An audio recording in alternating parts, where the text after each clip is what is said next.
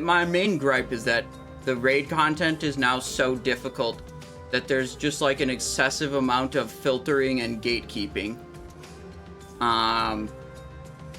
Of like, most of the players are literally just not good enough to clear the content. So you have to do all these log checks and gear checks and achievement checks. Because like, you don't want to go into a group with someone that's going to stand in the wrong spot, get selected by the green ooze, and then wipe on your Professor Putricide. You know? You just don't want to waste, you know, it's a fucking waste of time. And people say, oh, you know, Icetron Citadel will be fine when the 30% buff comes out. And it's like, yeah, hit me with it right now so we can have the content be fine right now. Like, but all the Blizzard interviews when talking about that, they've been very much like, saying like, oh, we're gonna delay the buff. We're gonna give raids and groups, you know, enough time to progress through the content. Like, they do not seem to be interested in rushing that buff out at all. Can we have the fun now and not later? Pretty please. Yeah, exactly. We're going back to the Raptors, okay? The Raptors were good to us at first, and they're going to be good to us again, okay? Just another level worth of Raptors. And then when we hit 39, I'll decide if there's going to be yet another level worth of Raptors. But, you know, we can decide when we get there.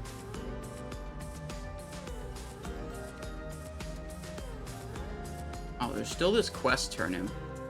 They call him Smiling Jim. Okay, whatever.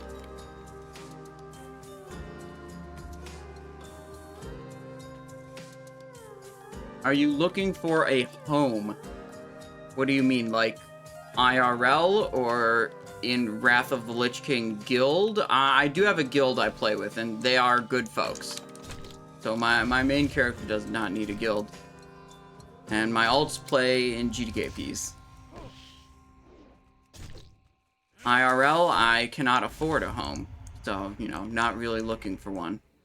On account of, can't afford that.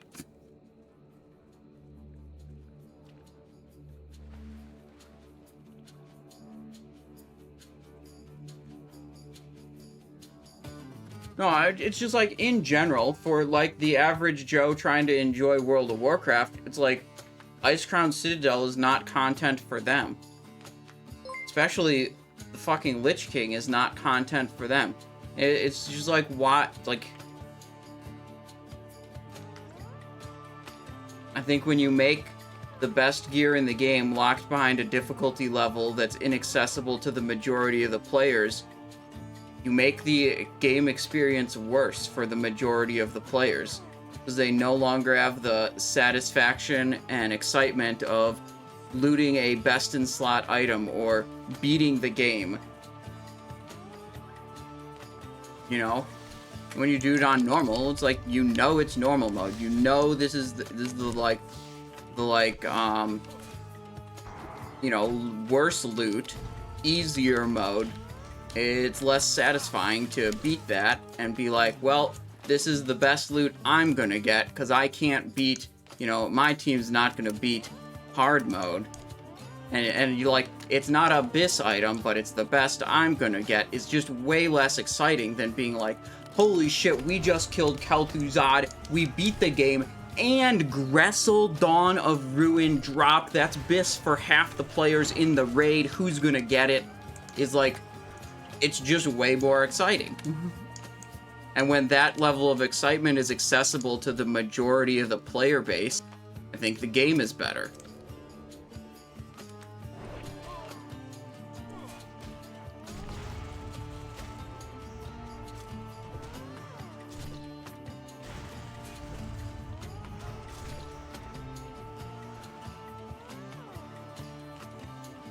If it's too easy, then the value of gaining the item is less. Yeah, but it's weird how Classic Vanilla was very successful and everyone liked that, and the game was easy. Isn't that weird? I'm just not interested in, like, having parts of the game be so that people who treat the game as their job feel better about it. Like, we don't need that. If it, you just don't want the, like, core item upgrade and clearing raid content experience to be, like, better for people who treat the game as a job than it is for people who are just trying to have fun. I think if you want to have, like, Giga hard mode achievements, like, award mounts, tabards, titles, you know, things a little bit outside of the core, like, upgrade and raid experience.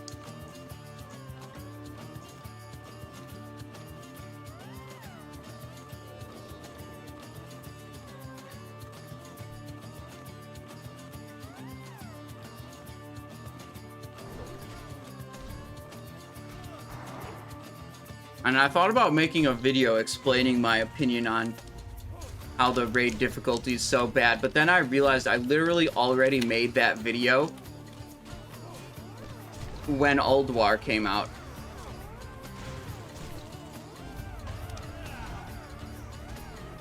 And I rewatched my Ulduar video, or the video that came out during Ulduar, and it's like, yeah, I literally said all of these things 8 months ago when Ulduar was current content, and, you know, pretty much hit the nail on the head with this one. Oh, we should start the timer. This is the timer for grinding Raptors. How long it's going to take us to level up. After time, Ulduar got easier. If you get a bunch of Ice Crown Citadel gear, Lich King gets easier. When the buff finally comes out, Lich King does get easier. But, like, some guy did the stats, and 13 weeks into Ulduar, still less than half the people who killed one boss in Ulduar were killing Algalon. So, like, after 13 weeks, if you're not fucking clearing it, that's an indication that it's too hard.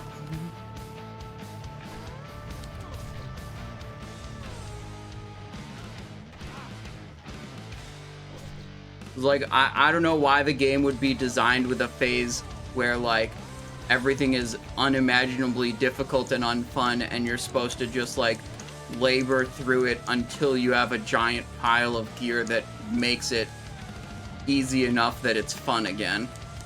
Just, like, skip that part. Make it easier to begin with.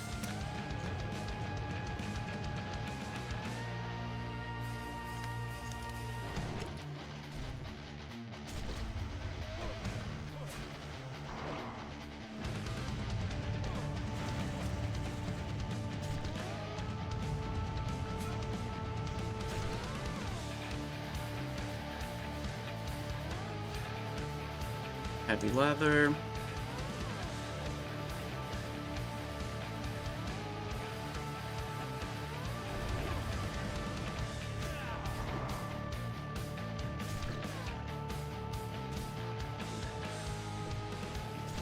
Lich King is absolutely a massive wall that is on a difficulty level unlike anything else we've seen in any of the 3 classic expansions so far. It's not even fucking close.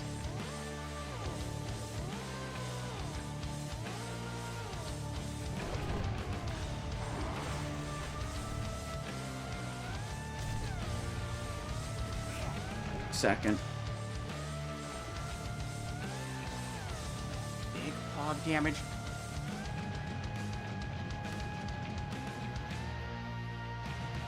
Alright, we're good. Peter Bread, thank you for the Prime Gaming subscription. Welcome to the stream. I appreciate that. How are you doing today? Yeah, I'd say, like, the most in terms of, like, item rewards you should give for having these hard modes in the game is the hard modes should drop, like, I think it should just be, like, cosmetic or titles or mounts or whatever. But, like, if you wanted to give some, like, kind of item reward for them, I think the most you should give is have the boss drop 1 additional item when you kill it in hard mode. But don't make the item be, like, a different loot table compared to normal mode. It's like you can get all the same items in normal mode. It's just like if you kill it in the, like, you could go hard mode that's accessible to 10% or less of the player base, you get one additional item. But there's no, like, item that would only drop in hard mode.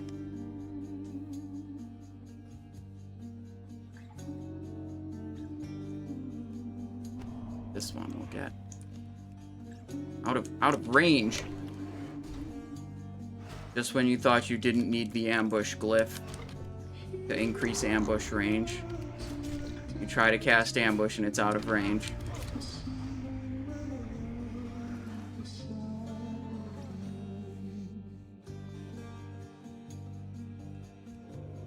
Yeah, definitely old raids still being relevant was a plus. It was like, you knew, even like when Molten Core was current, when you got an Onslaught Girdle, when you got a Band of Acuria, because we knew what was coming up ahead, you knew that Band of Acuria was going to be relevant for multiple phases. It made it like way more hype. And just having like a couple of items that are good for a couple of classes, just like made those old raids like way, you know, way more relevant in future phases.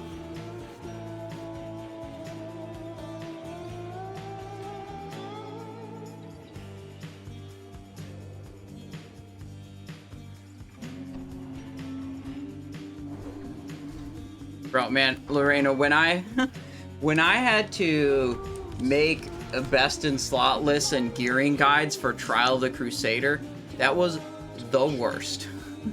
You had Horde version, Alliance version, identical names, identical stats, different item name, different appearance, different icon. Identical stats though.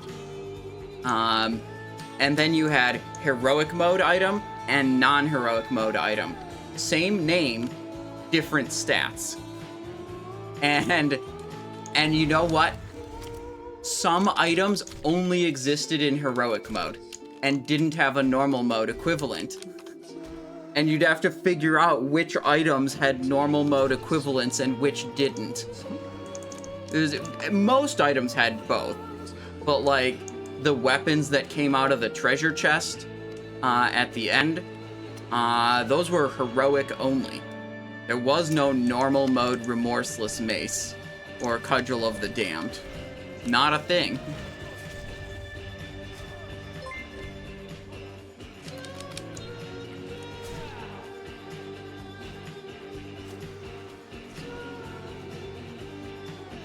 Alright, we're now going 196 and 215 experience per Raptor. We were at 211 and I believe 230 per Raptor based on their level previously when we were level 37. Ooh, strong iron lockbox. Can I unlock? Ooh, my lockpicking skill is not high enough to unlock that. We're gonna have to shove that in the bank and deal with it in the future.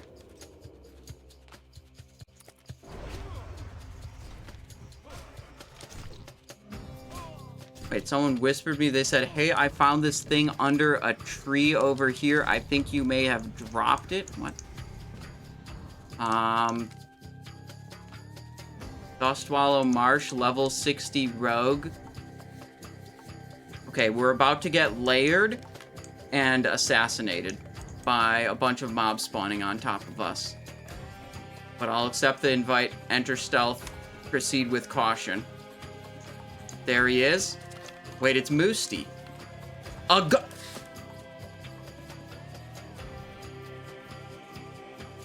Guys, we got a Gut Ripper. Damn. Yeah, I did for sure have one of those already. I just didn't know where I put it. Thanks for finding it for me. I've been grinding these Raptors for so long, I must have misplaced it. We gotta go. Streamer benefit. This is how I know I've made it. Thank you, Moosty. Happy stabbing, my friend. Dude, we're gonna get level 40. We're gonna equip this Gut Ripper. I'm definitely not gonna die like Mizkif and his Lionheart helm. Look at that. Wait, let's check his gear. Trollblade, Mira's Song, Maelstrom. He's got some good shit. That's two-piece Devil Sar, Shadowcraft, a couple pieces of Shadowcraft. I think we're working towards Dark Mantle here. These look like Dark Mantles. The belt coloring is different. That's True Strikes right there. That's probably from, oh shit. This guy sees me. Okay, Moosty, I appreciate that. Thank you very much. I'm gonna proceed with my Raptor slaying so we can, get up to a level where we can use this insanely good dagger.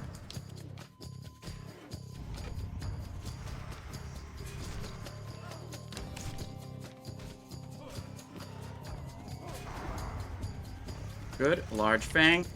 So that after, you know, because Moosty came by and like found our like lost and found Gut Ripper that I definitely had before, I just had misplaced. I was gonna have to rebuy the Gut Ripper because I had misplaced the one I already had, right? And it was gonna cost me a lot more gold. Now that Moosty gave us the, you know, found our lost Gut Ripper and returned it to us, that we will be able to probably just, you know, farm up to 40 gold for the mount and be chilling. We have a significantly lower gold requirement for hitting level 40 now.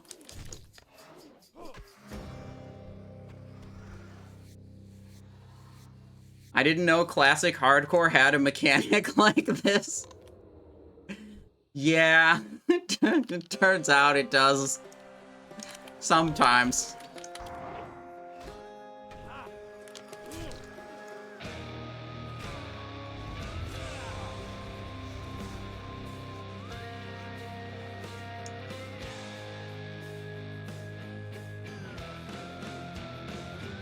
You gotta watch out for the hole in a bag debuff, says Moosty.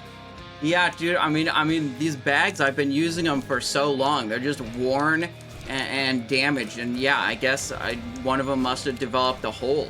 And the Gut Ripper must have fallen out. It's true.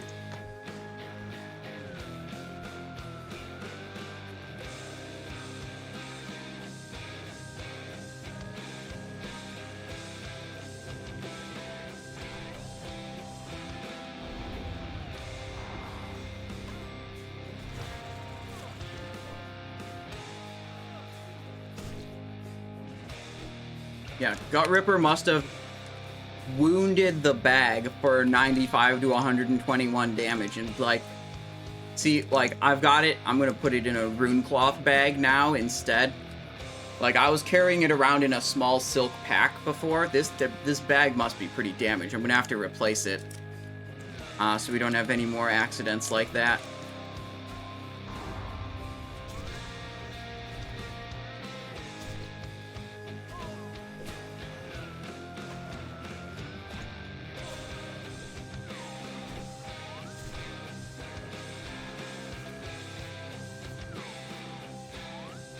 Heavy hide. The heavy hides are not what you want to see. Thick leather is definitely the best thing we can skin off of these, followed by heavy leather. I don't think we got any thick hides at all. Maybe that might be a slightly higher level range before those can start coming from skins.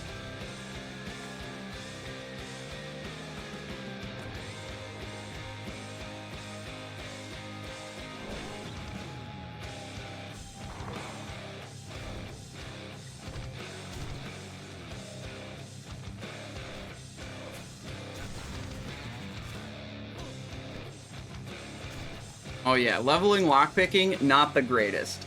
If you do mob grinding and you do humanoids where you can pickpocket them, you'll get enough lockboxes to stay leveled up, but that requires choosing like particular mobs to grind on and actually doing mob grinding instead of questing, which mob grinding really isn't for everyone. There's a lot of people, I would say, cannot tolerate this level of monotony, but personally, I find it chill and relaxing. You know, it's not like stressful of like having to figure this out and then figure that out and where am I going to get this quest item and pick this up and then pick that. Like, none of that. You're just sitting here killing mobs. Whoopsies. I did not ambush him properly.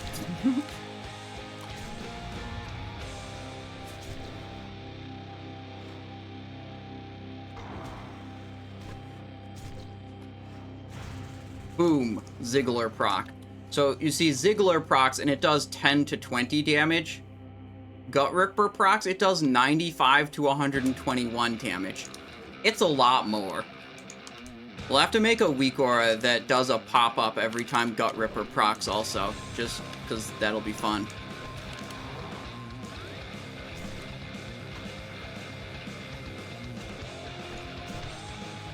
I'm actually curious how fast I can knock out this level. I mean, it's probably like 2 hours. If I stay focused, stay efficient. Miss ambush if I get fewer ambush misses also. Although I feel like I'm off to a kind of slow start. You know what I actually haven't done is I haven't gotten any world buffs on this character ever. Could definitely start benefiting from like Hearthing to Stormwind when there's about to be an Onyxia drop, because oh boy, that is a powerful buff.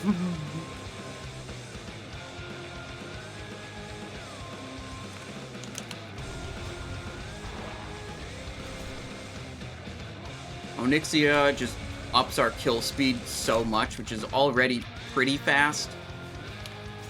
But could definitely be faster. Oh, that was a patrol, I guess? Yeah, there's one raptor in this area that spawns neat patrols.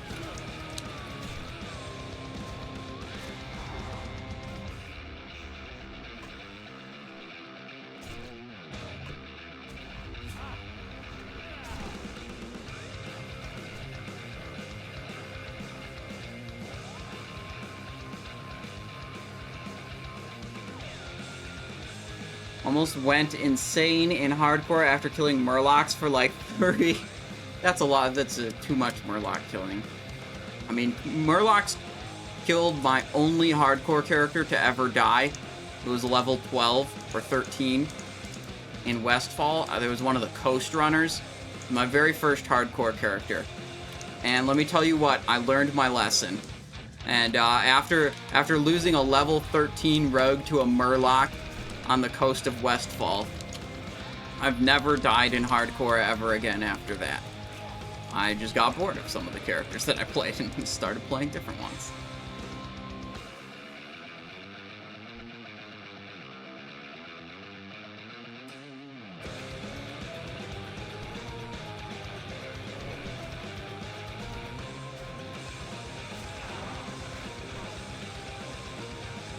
Clearly remember the Murloc. Me too. The camera was like this. There was a hill to the left. I was fighting a Murloc here. And then from behind the hill, a Coast Runner came. And he was moving at like 300% movement speed. There was no shot I would be able to run away from him. So I was just like, well, I gotta stand and fight. My odds ain't good, but, you know, that's the best thing I can do. And it's like, yeah, I fell over. I died.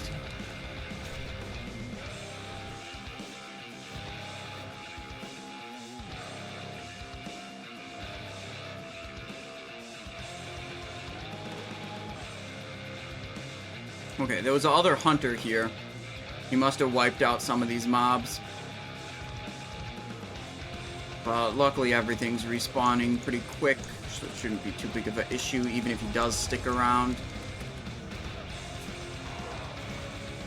I don't think I should actually be casting Slice and Dice very much here.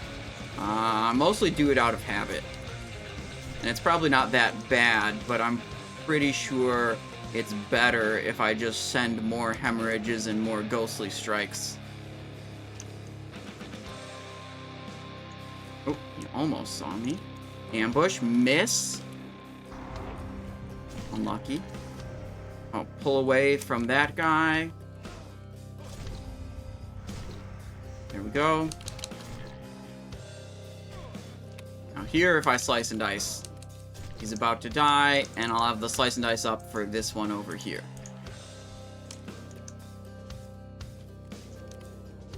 Distract him away. Ambush.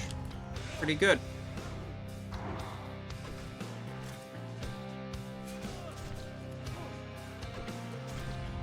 Where's the next one?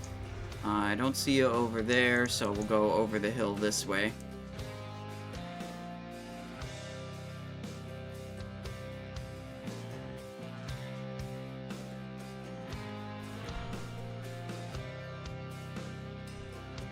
Two, 1, 0. Run out of Remorseless.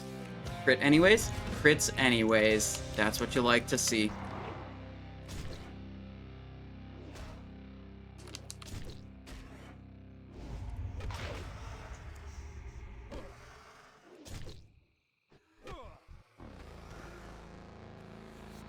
There's a spawn there. Get this.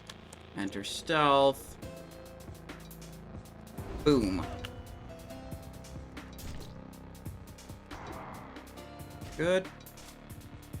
Where are we going? We'll go with that guy next.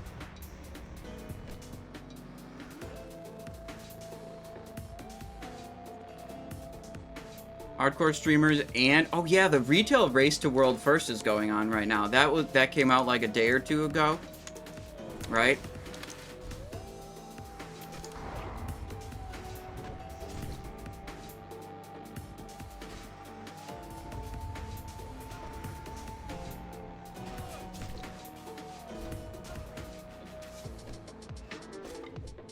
And I've seen some of the OnlyFans streamers they're like already big streamers, but they're like playing WoW and they've got like 20,000 viewers playing WoW. It's crazy.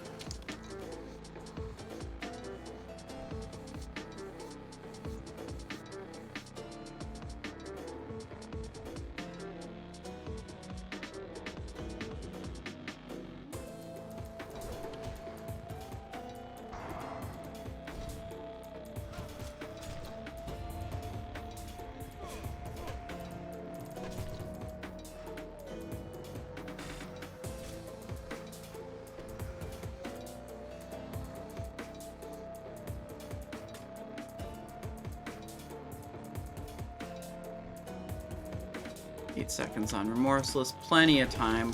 Got that ambush. It was a critical. It was good.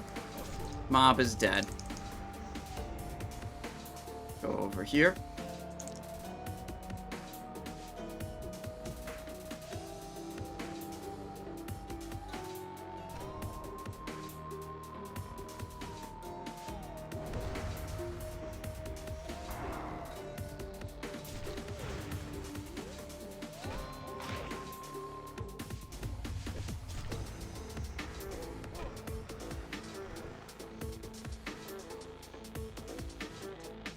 There we go, heavy leather.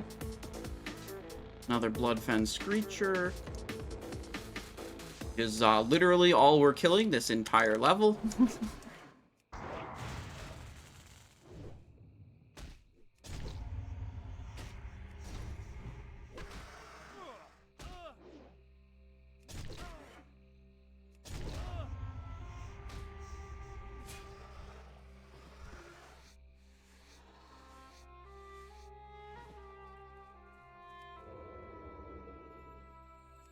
Oh look, another Bloodfen Screecher.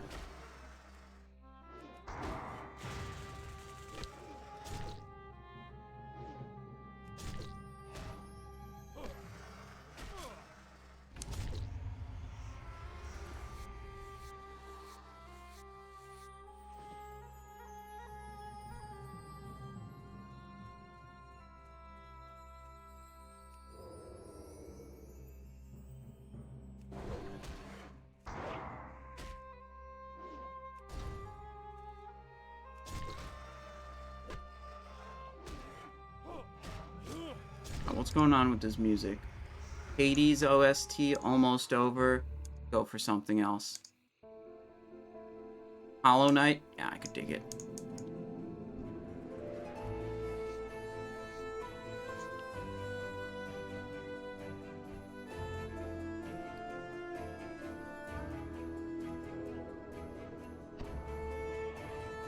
Miss! Oh my god. Okay, what if we just, for the next 5 levels, we invested in lightning reflexes and then we started taking points in precision? This, like, 5% miss rate against equal level enemies, it comes up a lot more than, it feels a lot worse than a 5% miss rate.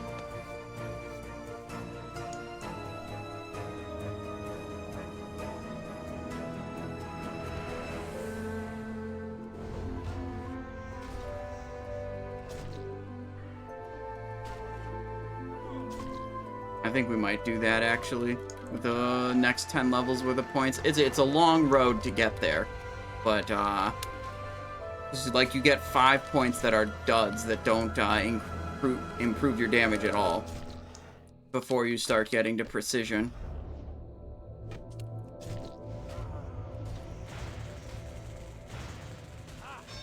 Okay, blind you, bandage.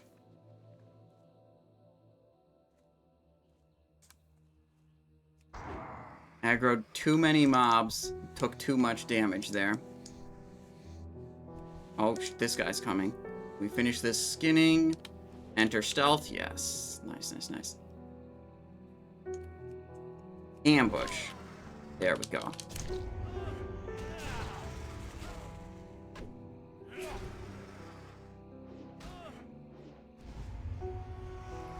Good, we can go over there. Or, no, we should go up the hill here.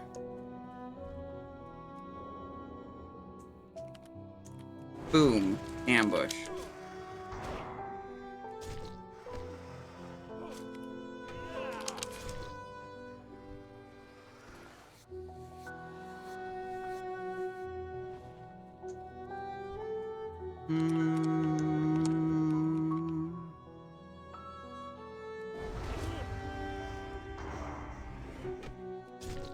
On the topic of missing, do we know about BFD boss levels? On BlizzCon beta, there were skull mobs, so yeah, they'd be +3. I would assume +3. I mean, there's not a lot of concrete info available about Season of Discovery. But I think +3 is a safe bet. Damn, Remorseless just faded as I hit that ambush. So, yeah, like, you're probably just going to miss a lot of abilities. You're actually not going to be, like, ability hit-capped.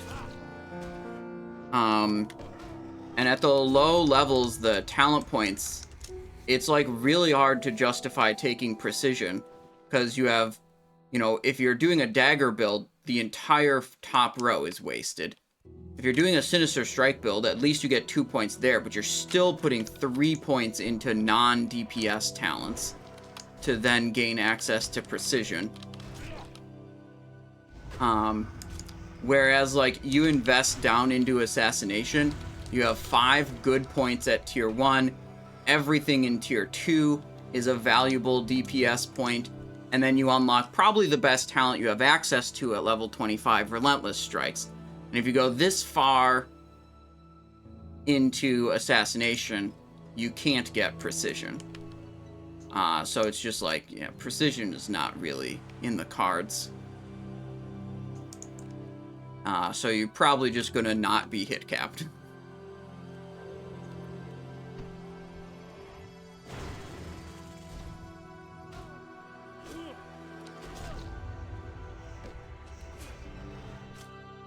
I mean, with only 16 points, there's just so few, like, every point has to do something. You know, so when you have one build, where we have one, like, option and, like, progression where every point does something, and then you have another one where you have 5 wasted points to access this other talent that does do something, it's like, when you're only dealing with 16 points, that's gonna be pretty significant.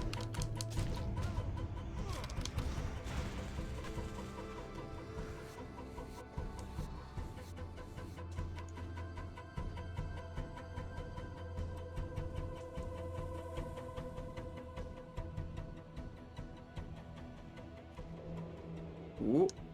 Remorseless. Critical strike. Yes. There we go.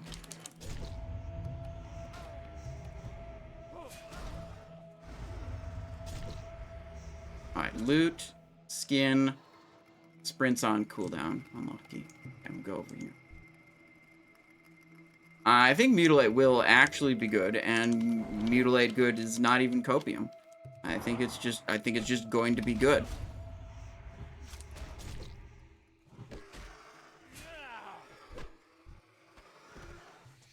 Oh yeah, if you just RNG your way into not missing, it could be pretty good.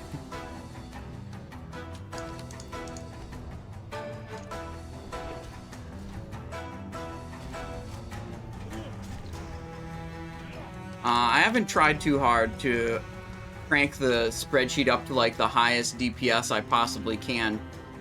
I was just mostly working with largely unbuffed situations, and I was getting around 110 to 120 DPS.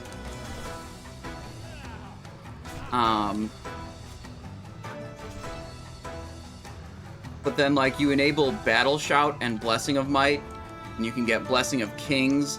You can get Wild Strikes, which is just like the new Wind Fury. You can get Mark of the Wild. Mark of the Wild isn't that good. It's +4 all stats.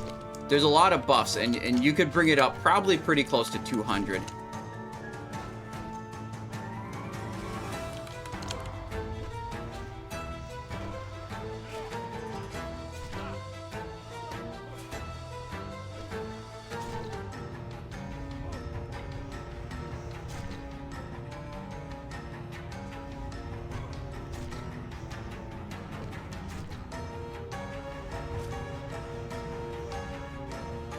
Let me see.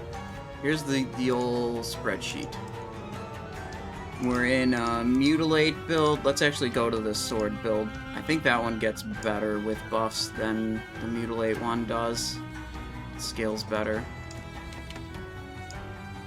Copy, paste. But now we go over here. We're at 118. Am I dead here? No, I'm not. Okay. 118, and then we go over here and we're like Battle Shout, Blessing of Might, Blessing of Kings, Mark of the Wild, Wild Strikes, Mangle debuff, Boggling Root, and all of a sudden we're doing 176 DPS and have a lot more power.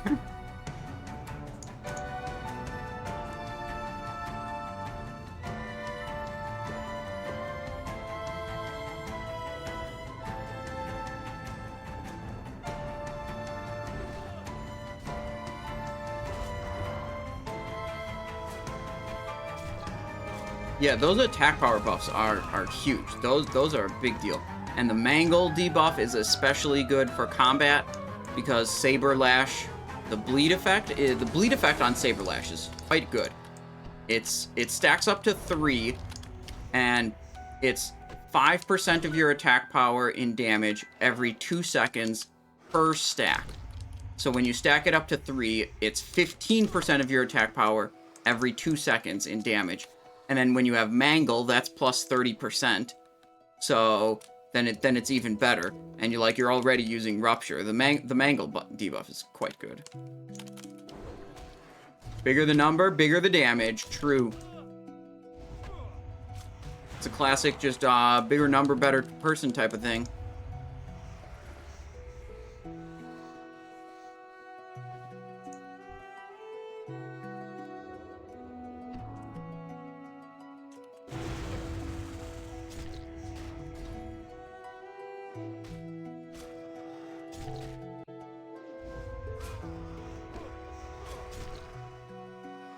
Yeah, I quite like Saber Lash. Like, you know, you don't want to just replace Sinister Strike with Saber Lash. You just want to Saber Lash enough to get the bleed up. And then you want to Saber Lash enough to maintain the bleed. And then all your combo point generation other than that is Sinister Strike. But, like, you'll do bad if all you do are Saber Slashes. It'll be worse So, like, yeah, adding a little bit of spice to it. Yeah, I like it.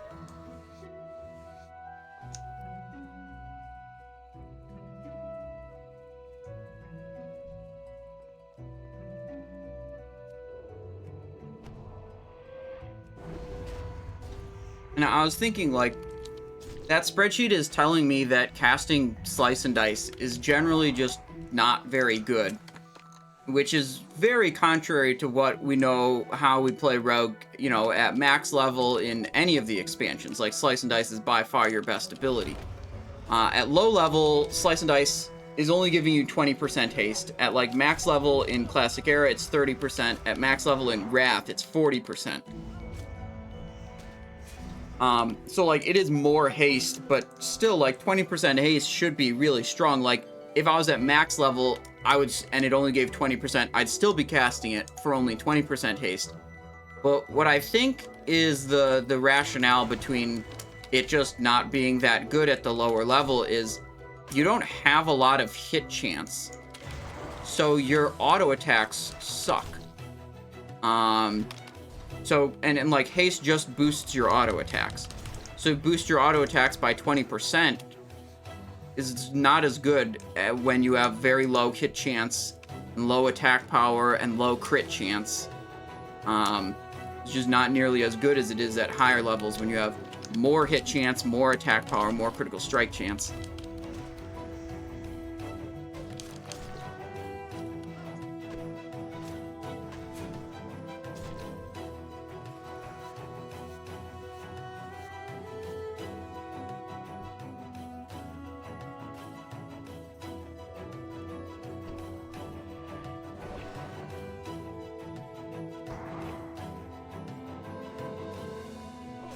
Okay, we're 35 minutes into the level, and we are only 4 bubbles in, which is not a good rate. We'd have to do 5 times this, which would be 150 minutes, which would be 2.5 hours, roughly, if we don't pick up the pace somehow. But we're also making a shitload of gold. Remember, it's not just about the experience. Aggroed an extra. 200 critical on that hemorrhage. That's nice.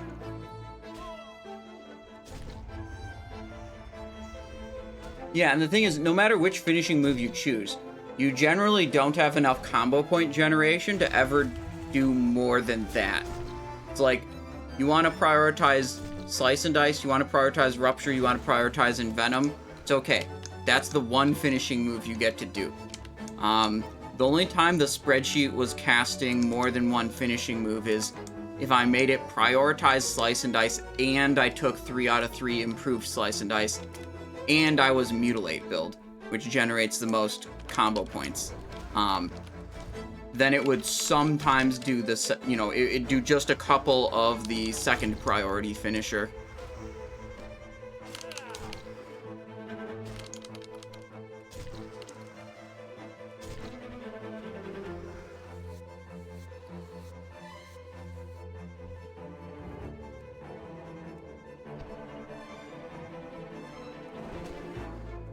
Good.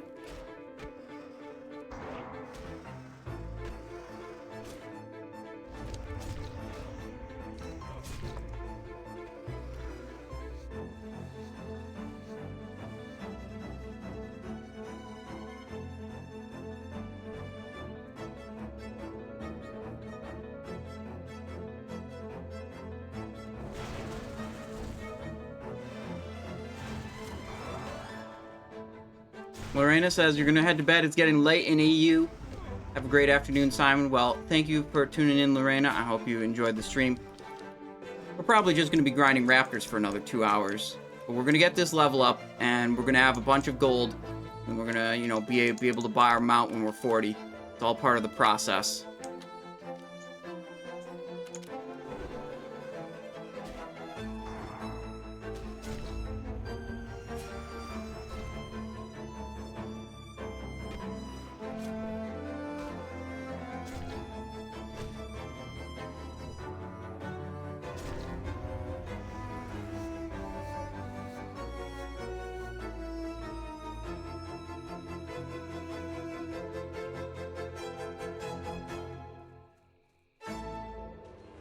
Here we go.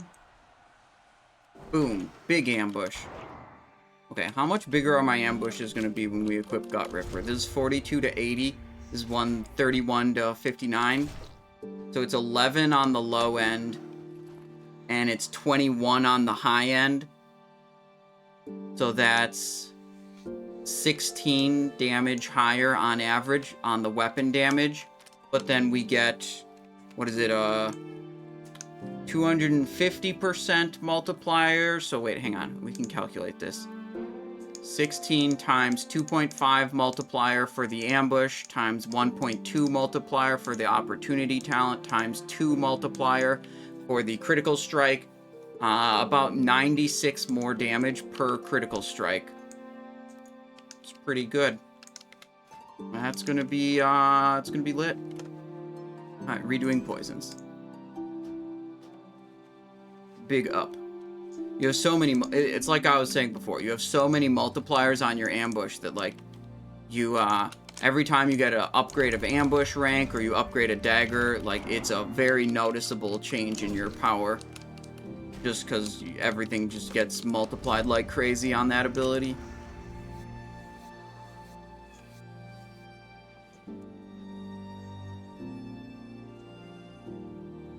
Oh, this hunter is still here.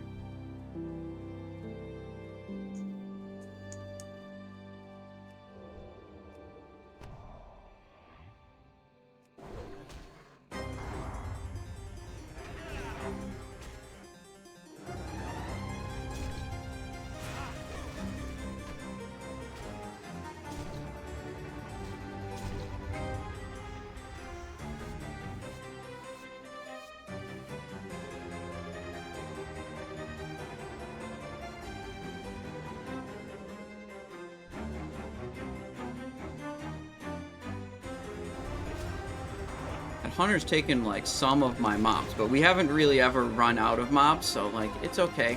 We can be here. Our experience grinding is not being too heavily impeded by his presence.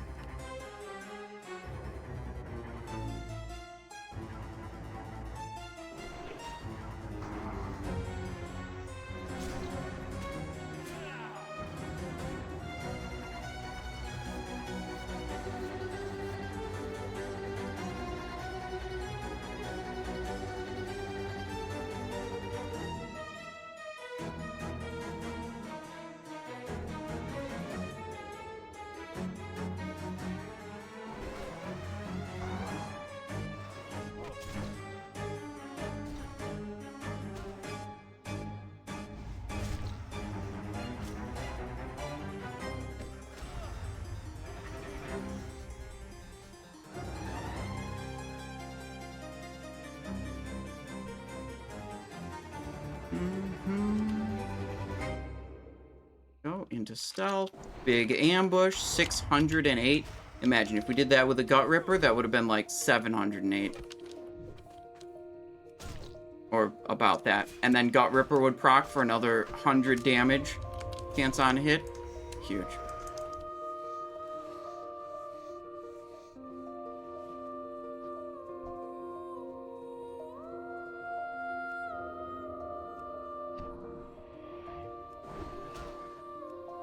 Oh, that guy's too close. We aggroed him. Too late. Saw him too late, didn't react fast enough, just got the aggro. Whatever.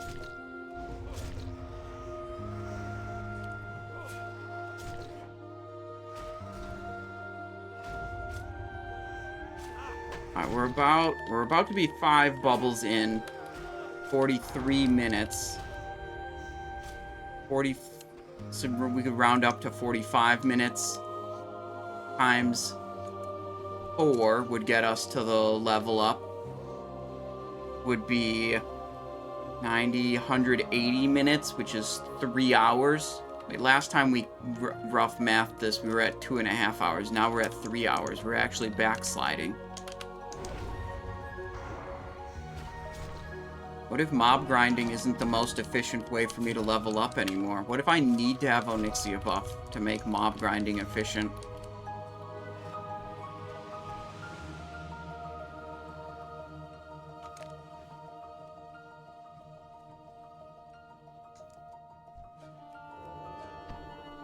Easy distract. Into ambush. Ghostly strike. Dodge chances increase. What? This guy came from all the way over there. Okay, well, whatever. Just kill him too. Problem with fighting two at once is then you have to skin two in a row, and it makes it hard to get to the next mob while you still have your remorseless buff. Quests only give like 3 to... I don't think they even give 3 to 4k. Last quest I did some quests in Shimmering Flats, and like most of them gave me like 1500, and then one of them gave me 2k. And it was shit.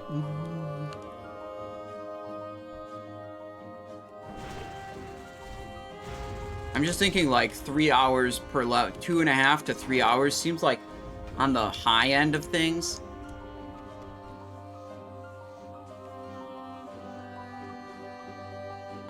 I mean, maybe that's a fine rate, and maybe I'm just thinking I should level up faster than I actually should.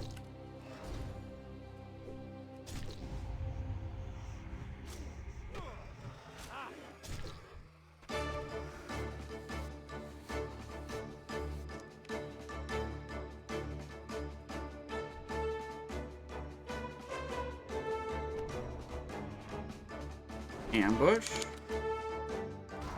Ghostly. He dodged my ghostly?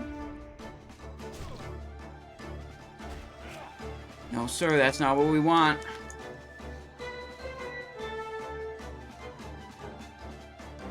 Let's go with this one.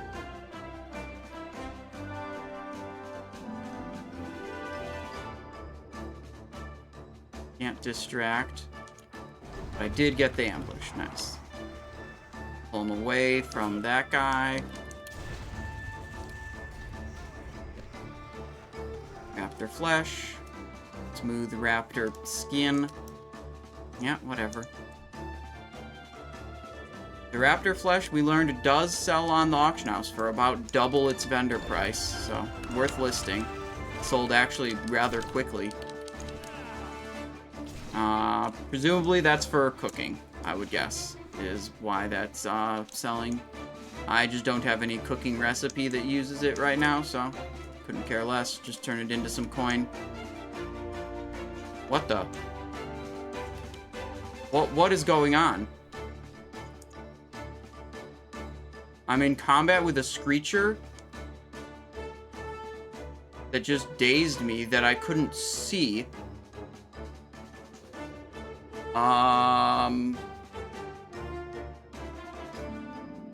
What? I'm out of combat now, but I'm kind of afraid.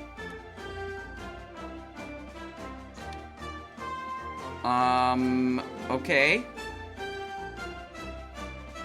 I guess we'll go about my business. I mean, I had Vanish, I had Evasion, I had Prep Vanish also. I think we were fine, and it just, like, stopped happening for whatever reason. I don't know why.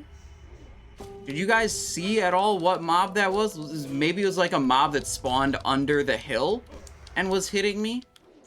And that's why I couldn't see it. That was weird, but, you know, I'm just gonna go back to killing all these raptors that are normal raptors that I can actually see.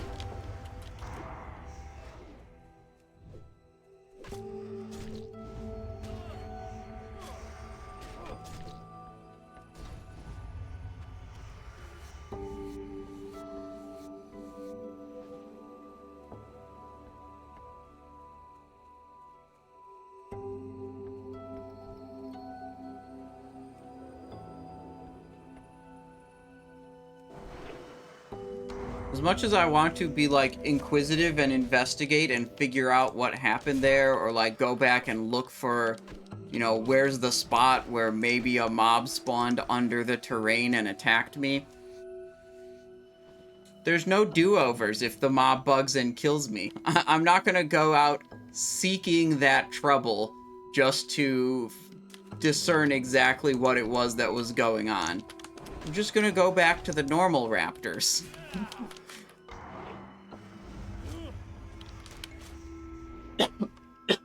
Excuse me. There's a guy. Let's move away so we don't aggro.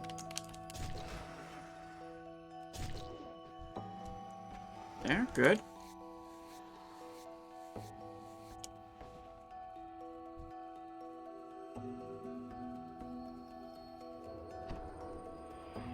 Distract to get him to stop moving away from me.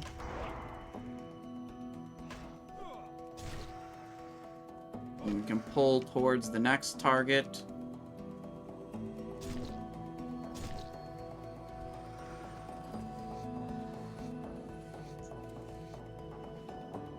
Thick leather, that's what we want to see when we do the skinning.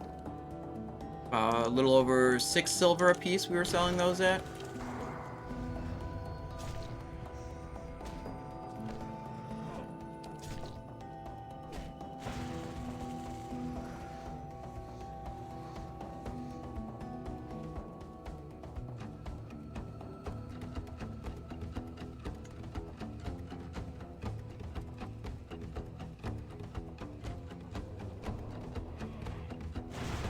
Good.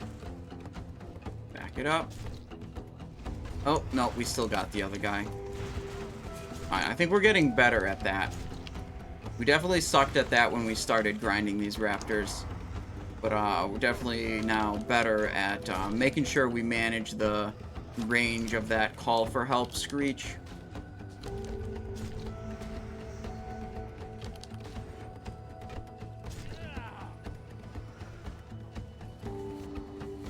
Alright, skin 1. Skin 2. See if we can make it over here before Remorseless goes away. Yeah, we're good. We're good. We're good. I think that's a good time to use Sprint. It's like use Sprint when I accidentally double pull and won't be able to make it to the next guy with Remorseless active unless I sprint. Good opportunity to make good use out of Sprint, I'd say.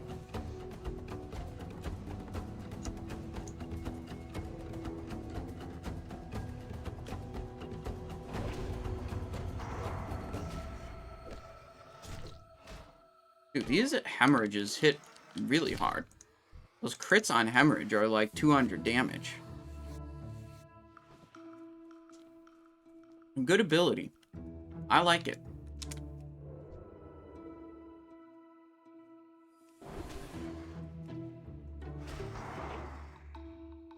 Ghostly non-critical at 128. Hemorrhage non-critical, that was like 80 something. That one was 88. What is this? Gold vein? Yeah, we don't have mining. I just have skinning. Technically, I have blacksmithing too, that I used to make some rough sharpening stones, and then didn't level it past 10 or whatever. Yeah, I have preparation, so you're right. I can play a little bit more risky with using cooldowns offensively. That's exactly right. Also, I didn't ambush this guy. Why not?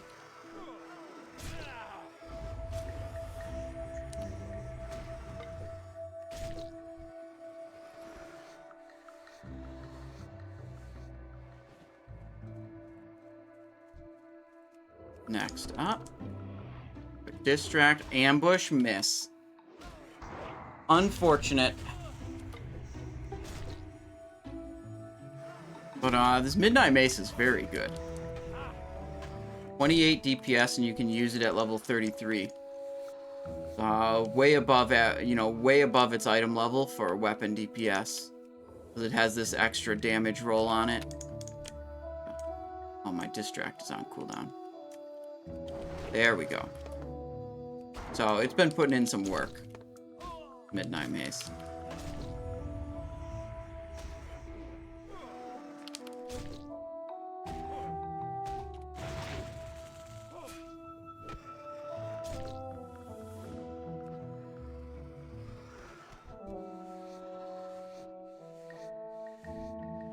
Thick leather, perfect. Hunter's over there, so we'll just double back here. I saw some of the Raptors here respawned already. Sprinting. Big crit. Got there in time.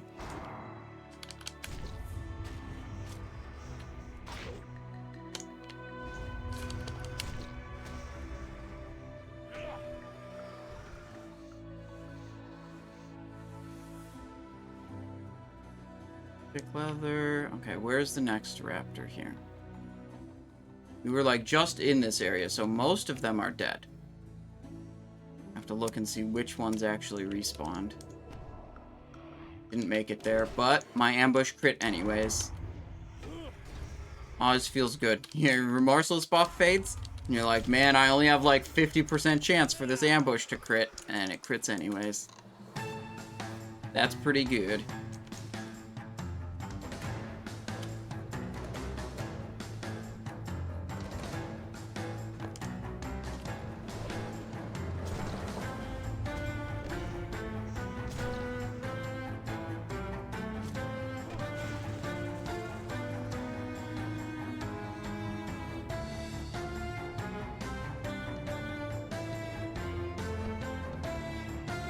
Alright, whenever I see another player grinding as much as I am, my first assumption is they're a bot.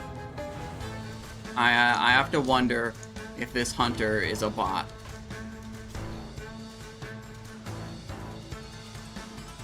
He's been here a lot.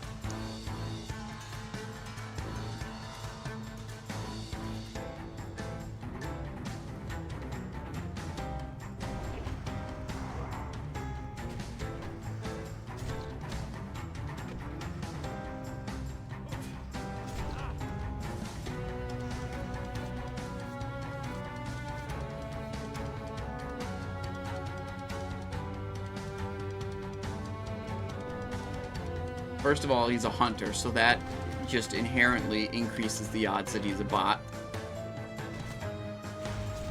3 setups for Rogue in Season of Discovery: the tank, the poison, and the backstab. I have some info about that on the Discord now. I put them up. Let me show you. Sod resources underneath Wrath resources. Talent section. Saberlash, Sinister Strike, Mutilate daggers, Backstab daggers, and Tank. This one I think is not as good as these two for DPS. I think these are the 2 leading DPS builds. Yep, I did a little bit of work, you know, rearranging things on the Discord, adding some stuff in, last night. There's a beginning of a Season of Discovery section, and there's also a Sod Bissless, where I just said, imagine making a Bissless before all available loot is known, and everyone wants to react with a bunch of different emotes.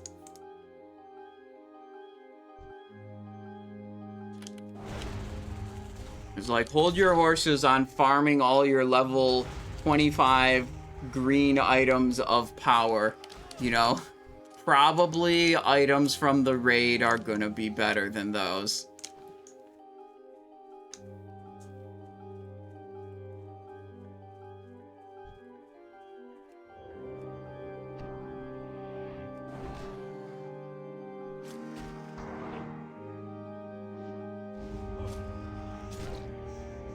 Screecher calls for help, but there's no other raptors nearby. Oh, large fangs are selling? Nice. That's good. That's what's kind of crazy about this, something I've noticed, playing hardcore compared to playing Wrath. Like, you list things on the Wrath auction house, it's like, sometimes they sell, sometimes they don't. And I feel like most versions of World of Warcraft, like when we were playing TBC, when we were playing vanilla, like, you list something on the auction house, maybe it sells, maybe it doesn't. But on these hardcore servers, like, I list the most random-ass bullshit, and it, like, pretty much always sells. Like, we even sold a bunch of green whelp scales that we had gotten when we were farming in Swamp of Sorrows. And, like, that's a obscure item that has very few, like, things it's used for. But, I don't know, it's kind of nice. You just put something up on the auction house, and you can just generally assume it's going to sell before it expires.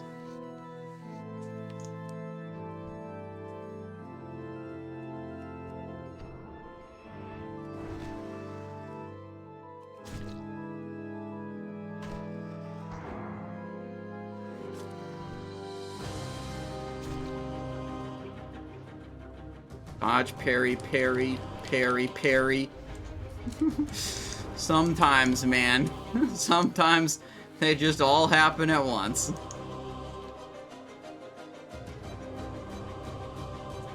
Oh, shit. There we go. Got the ambush. And other times you get a couple crits and the mob dies in 4 seconds.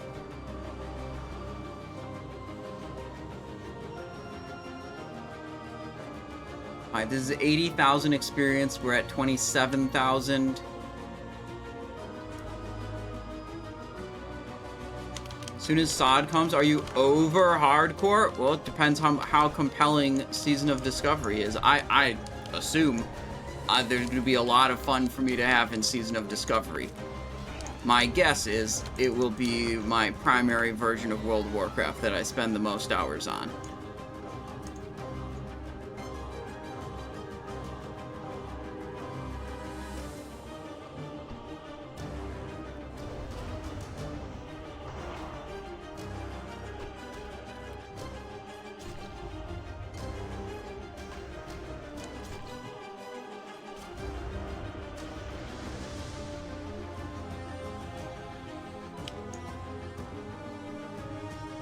Was like, especially in phase 1 when the level cap's only 25.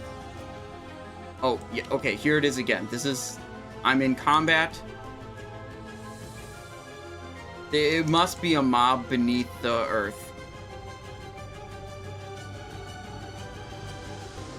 Run away. And it's done. Surely there's like a mob spawned beneath the earth that's aggroing me there. That seems like what's happening. A little scary.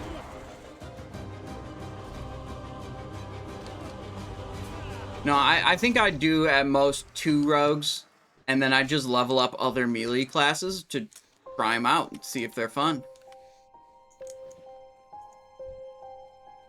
As long as you stay true to melee DPS, Zug, I'm pretty sure I can enjoy that kind of gameplay.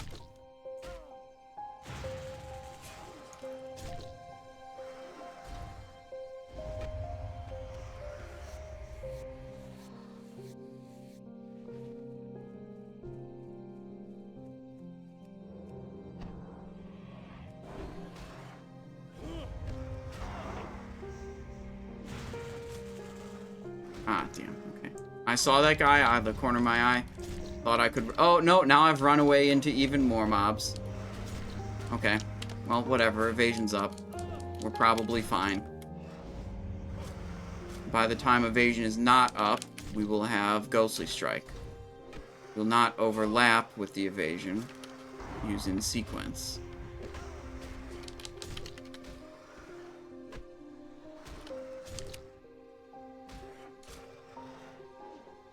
Blind Bandage. Also, while I'm at low energy, so I can regen.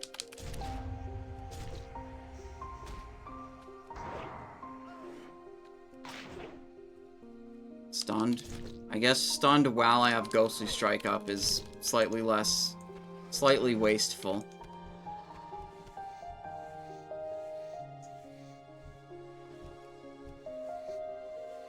Where are we going next? That guy. Can I sprint and get there in time? Almost certainly not. That was 3 skins in a row that I had to do. I would just go one without Remorseless. We'll crit anyways, for sure. See? Told you. We crit anyways. Calls for help, and it was actually in range. Dude, I thought I was, getting better at judging the range of that. I think I'm getting, not getting better. It just keeps happening. Thinking I'm out of range and totally fine, and I'm not. Okay, we're good. A little low health, so we're gonna take a little breather here. Hit this bandage. Get up to full health.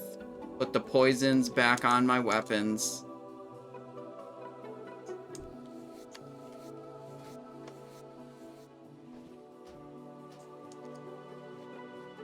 Wait, you know what we could do? If we have excess gold, we could spend it on getting Gut Ripper enchanted rather than getting, buying the Gut Ripper itself. Wonder what would be better enchant. Probably with the amount of multipliers you have on ambush. I bet a like +4 weapon damage enchant would be better than a fiery enchant.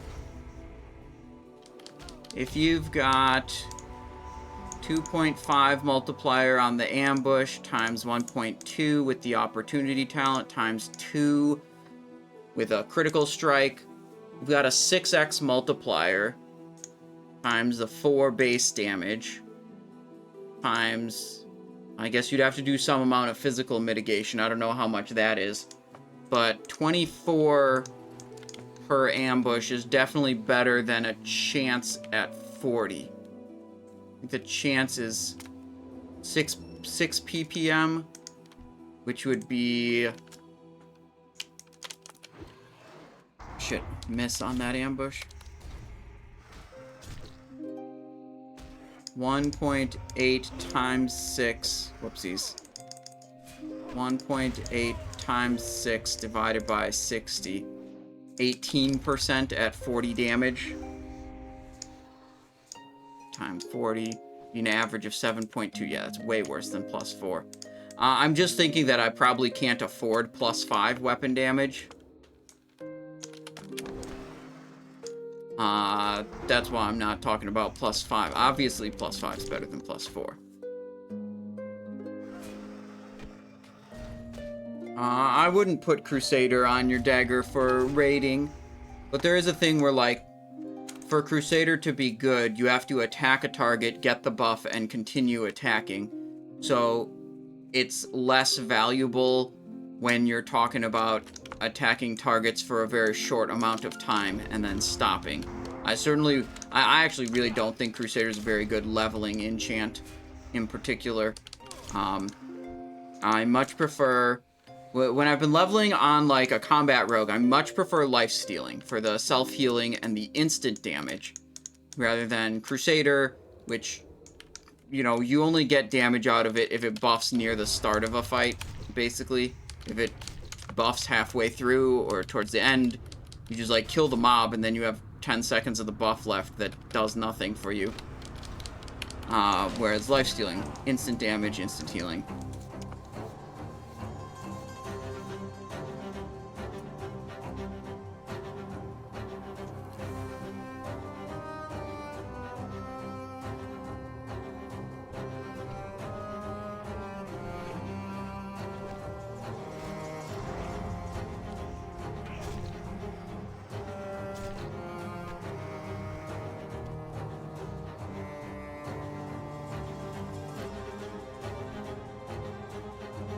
I think +4 is large radiant shard, and +5 is large brilliant plus like greater eternals plus infinite dust. I'll have to see how much those things cost, because I imagine Gut Ripper will last me a long time. I think it's a weapon worth spending some coin on enchanting.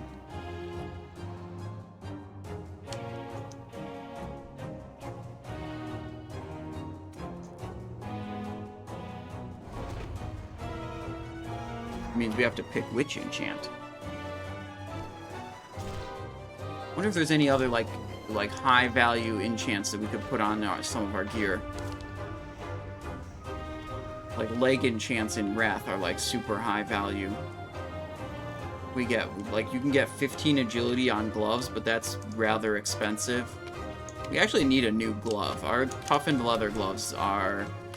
They're good, but they're level 22. We can definitely do better now at level 38. Might be our weakest gear slot. 33, 34, 28 on the ring, with a 6 agility ring though. 30, 28, 30, 28, 22. Yeah, I think this is generally our weakest item. Most in need of being replaced.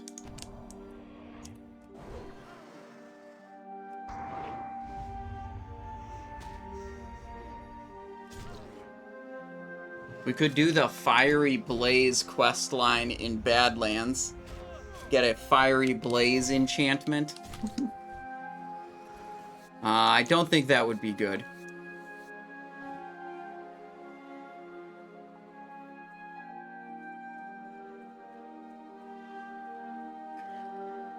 Oh, that made me think of something. Kind of unrelated, but whatever. It made me think of it. There's a guy testing subtlety stuff, Wrath of Lich King subtlety stuff on my Discord, and he was curious about the old medallion from Kha'Zix, the Blaze Fury medallion that added 2 fire damage to every melee attack you do. And he was curious if like that fire damage can crit, and if it can crit, can it trigger Honor Among Thieves? And the answer to both of those things is yes. He wasn't able to test with a Blaze Fury medallion, but there's just a handful of other items in the game that do a similar thing, like add some elemental damage to every single attack you make. And he was able to get one of them. It's from Zul'Gurub, the like rotating boss in Edge of Madness, drops a sword called Fiery Retributor, and it has an effect that's like adds 2 fire damage to every melee attack. And I believe that's the only other version of that effect that's accessible to a rogue. I know there are mail or plate gloves that do that, but obviously you can't use those on a rogue. Oh, I'm in combat again with that underground mob. Maybe not try to not run past that area, because I feel like that could just like bug out one of these times, and then I'd be a very sad panda.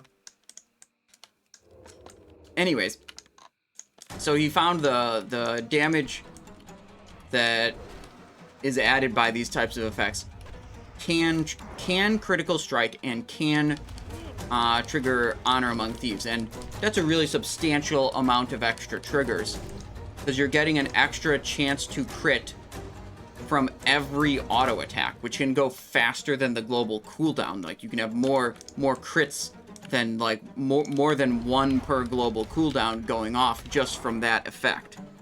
And it's sad that Blaze Fury Medallion cannot be accessed anymore in Wrath of the Lich King, because like if you wanted to grab that effect, the way you would do it is absolutely with Blaze Fury Medallion. You know, you'd suffer way less, you know, stat loss and damage loss from equipping a necklace that generally sucks versus equipping a weapon that generally sucks. But what you can do, the most useful thing learned from this is you can pay the warriors or shamans in your group to equip Fiery Retributor, or equip either of the gloves that give like bonus elemental damage. And you know, Honor Among Thieves is you know, it's group wide. If they're using one of those effects and getting crits with it, fine, still feeds you combo points. But convincing someone else in your group to use one of those shitty items might be a little difficult. Isn't there a cooldown on Honor Among Thieves? Yeah, it can only proc at most once per second. But you still want, like, very high frequency of critical strikes. So, like, even if you have a crit effect that's going off, like, more than once a second, that would grant a combo point, you still basically, hang on, I bet I can explain this best with paint. But, what is he doing? He's stuck on that. Do we think this guy is a bot? I still think he's a bot. I'm voting that this guy's a bot, just because he's grinding way more than a normal person would. Anyways, so, like, a crit happens, right, that grants you a combo point. You get a combo point, and Honor Among Thieves goes on cooldown for 1 second. You can't get another combo point from Honor Among Thieves for that 1 second time. As soon as that 1 second time is up, you can now gain a combo point again. But say someone got an ability crit, you know, 1/10 of a second before the cooldown was up. It doesn't matter. You don't, like, get the combo point afterwards. The crit has to occur while Honor Among Thieves is off cooldown. Anything that happens while it's on cooldown just doesn't help you at all. So, as soon as it's off cooldown, you're just waiting till the next critical strike. So you want your, you know, ability critical strikes per second to really be as high as possible. And it's going to continue to result in more and more combo points, because it's going to reduce that average waiting time between when Honor Among Thieves comes off cooldown and the next critical strike happens. So, like, even if you go from an average of, like, 1 critical strike a second being your, like, overall average, and then you go up to, you know, 2 critical strikes a second being your overall average, well, you're going to see more Honor Among Thieves combo points, because your waiting time after it is off cooldown is going to be reduced on average.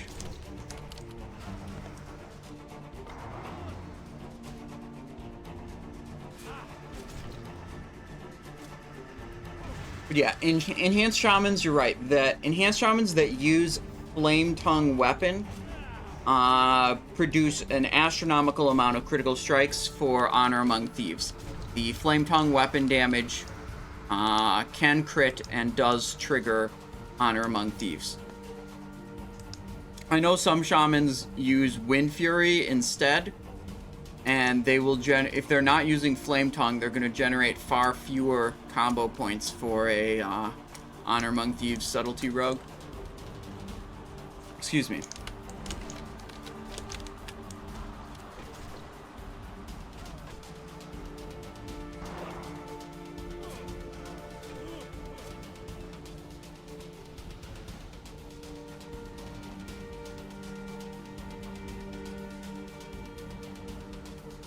Oh my god, this is actually going to be a 3-hour level. Looking at the way this is shaping up, we started this timer when we started grinding at the very start of the level. This is the halfway point. We're almost there. 6,000 more experience will be at the halfway point. 6,000 experience is 30 mobs. And then we'll need 44 more mobs. Yikes. We gotta figure out a better way to level, or frankly, a better grind spot. It's what we need. We can go back to finding caster mobs that we can grind on. That would be excellent. Mobs with a mana bar, less health, less armor, they just die faster. But spots that have high density of caster mobs and good respawn rates are not common.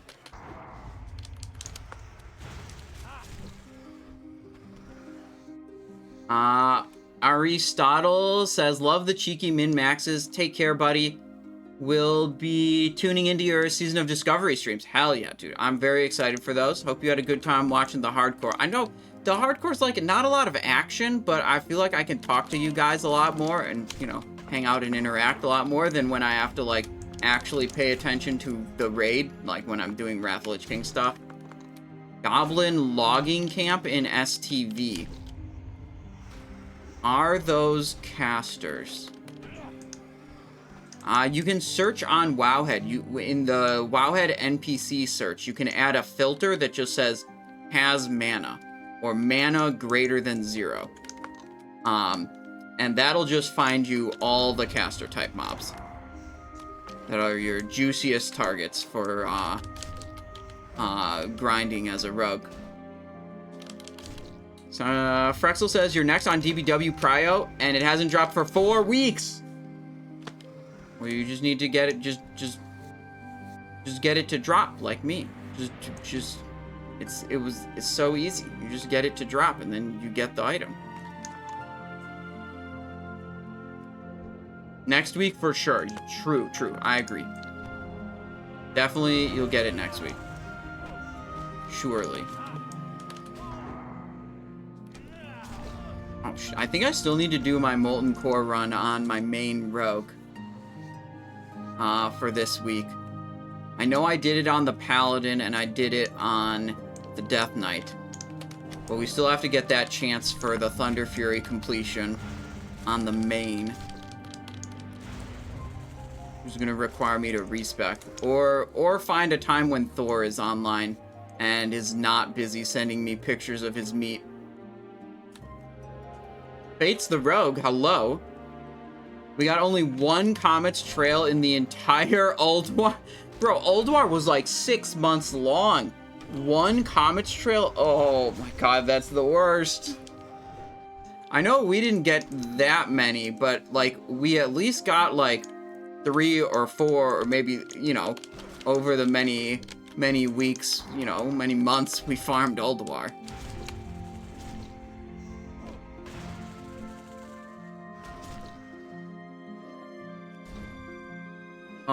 Crayola says the goblins in STV are quest mobs, so they'll be contested. Yeah, we don't want that. I mean, you can always go and just see how heavily contested it is, but yeah, ideally it's something that's like for a very obscure quest or just not for a quest at all. I mean, there's a lot of conditions, and you never find the perfect spot. Is this an Imp Ambush spec? Yes. Thinking of leveling with it in Season of Discovery. Well, the build really only comes online at level 24, when you can access both remorseless attacks and improved ambush.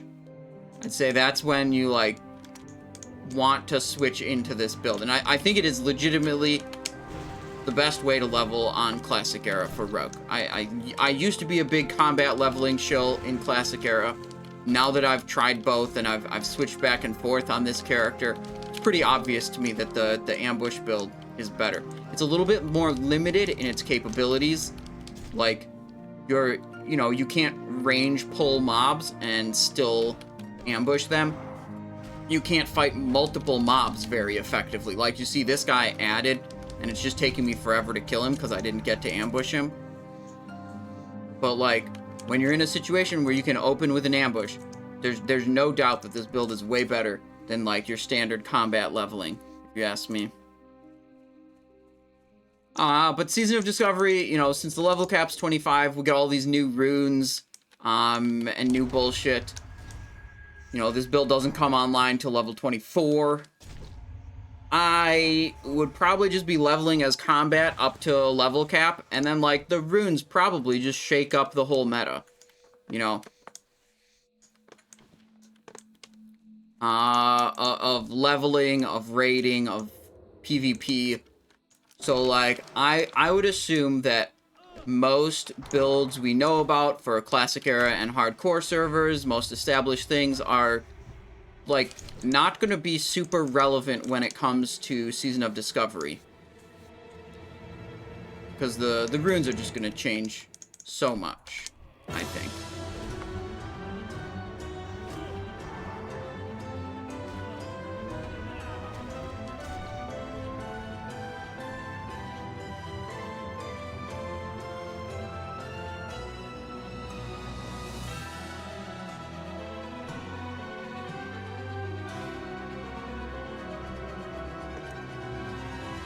Boom, ambush.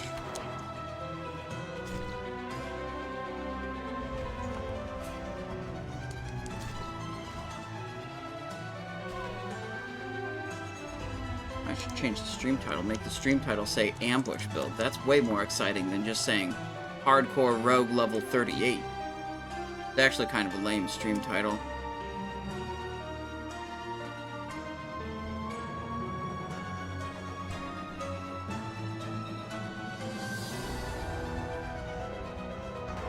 No! I even distracted that guy to try to set up this pull properly. And he's still aggroed from the call for help. God, we just get continuously screwed by those call to help things.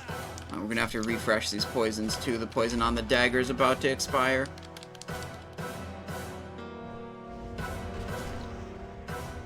There. There. Thick leather. Look at that. It's beautiful inventory full of good stuff. A heroic rib spreader. Nice. I may be a lot older, but it still raises a smile. Dude, getting those good daggers in Icecrown Citadel, man, it feels so good. I just wish... Mart, congratulations on your rib spreader. I have really wanted to get Heart Pierce. Like, ever since ICC came out, I'm like, man, this is an item with, like, a unique, cool effect. It's not just a bunch of stats on it, like every other item. And, like, Heart Pierce is actually very good.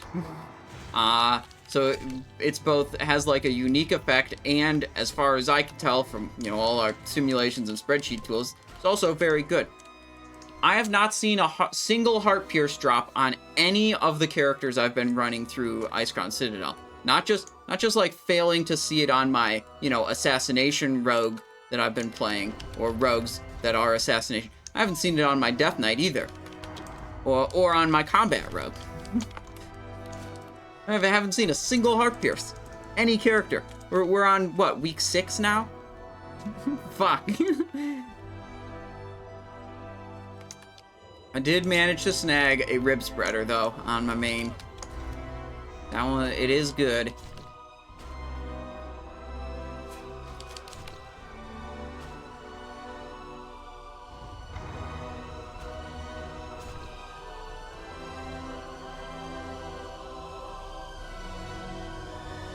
Heavy leather. Nope. Don't attack me. Ambush. Wait. I had Remorseless up. I ambushed him. It still didn't crit. What are the odds of that? This guy is 1 level below me, so I'm not getting punished for my critical strike chance because of mob level. Got 45% there. I've got 3... wait, no, that'll get counted later. 40% there, so we're up to 85%. Then Spellbook, 12%. We should actually be at 97.55% critical strike chance on ambush. And I just rolled the 2.45% chance non-critical on that one. Damn. Unlucky.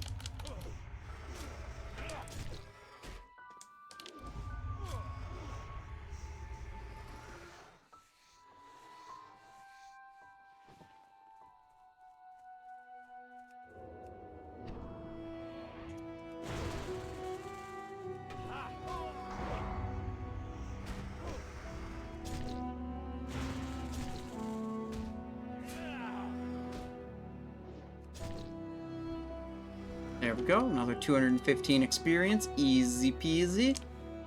Got all this raptor flesh, which we know sells on the auction house. What's going on here? That's the hill with the mob spawned underneath it that screws me over every time. Not going there. Go here instead.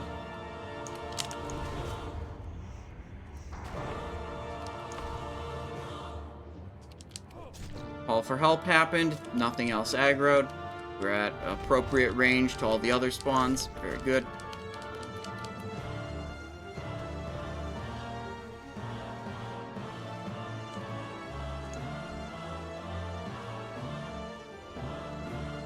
No distract yet. Ambush that guy, pull him away a little. Oh, shit. Okay, I think we avoided any call for help, social aggro situation. Nice. Good. Thick leather, also good. Up to 26, 36 thick leather here. Put the heavy leather in this bag, put the thick leather in the other bag. There.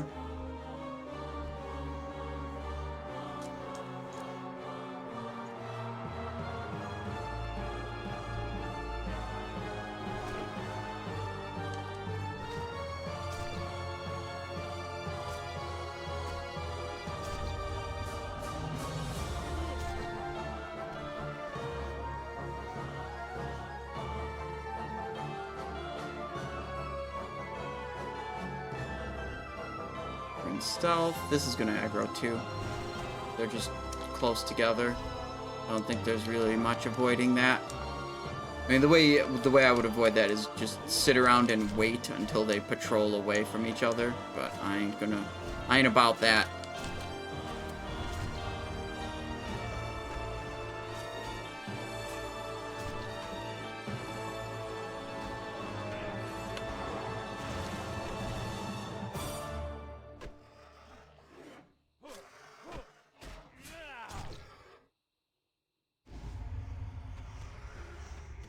Wonder if Blizzard will, like, auto-detect my behavior and ban me because they think I'm a bot. Nah, there's no way that happens.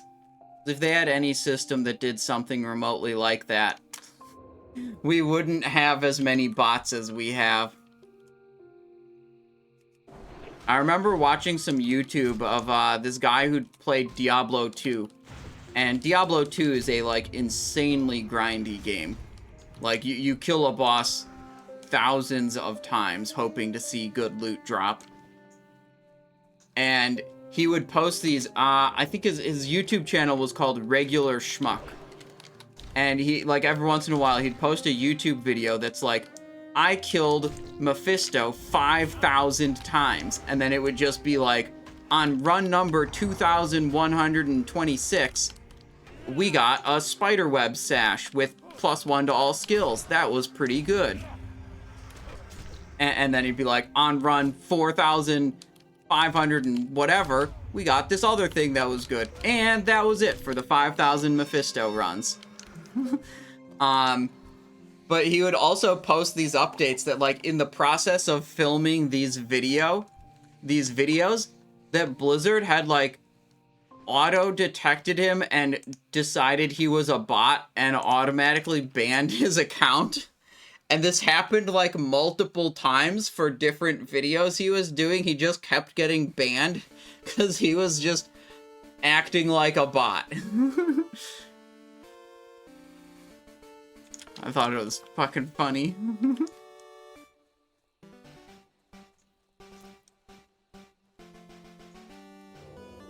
Oh shit, we got some music we gotta bump up. Oh yeah, this is a vibe. This is a vibe. Is that volume good for you guys? I think it's good. We could go a little higher. There we go. That's why I quit playing D3. Endgame is just farming for primal ancient items, hundreds of runs hoping for something that's a 1% drop isn't exactly fun. Yeah. I think, though, in the games, I don't know how it is in Diablo 3, but I know in Diablo 2, like, if you get anything that's valuable, you can then trade it with other people, right? Like, you don't have to get the specific valuable item that's good for you. You know, as long as you grind, you get stuff, and then, you know, maybe interacting with other people and finding people to trade with is kind of annoying, but, like, you know, there's a lot more potential for gaining wealth and then gaining items when you can trade with other people. Oh, this guy's doing skinning too. Smart. I've seen other people, like, just being in hardcore and not being skinning. I think that's the biggest grief you can do on yourself. Like, insane level of grief, not being skinning. There's no trading in Diablo 3? Okay, then yeah, fuck it. Is that Shining Force music? No, it's Pokemon Red and Blue. For Game Boy Pocket, okay? I have the cartridge in my closet right over there. This is just the soundtrack.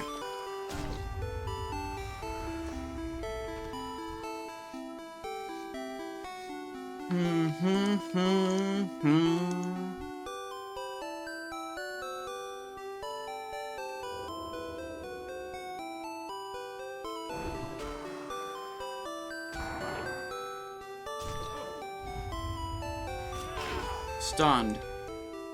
Because I felt like it. We don't really press a lot of kidney shots on these mobs. But, you know what? Sometimes I just feel like kidney shotting these dudes, so I do. And that's that. It's done. You can't stop me. Except you can stop me, limit me to maximum of 1 kidney shot every 20 seconds. You can't do that. But that's really not stopping me.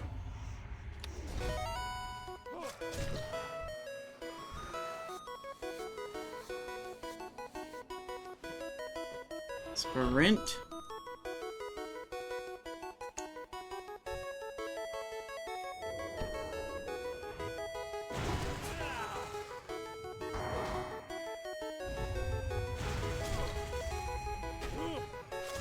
Boom. He's dead. Filling up the old inventory.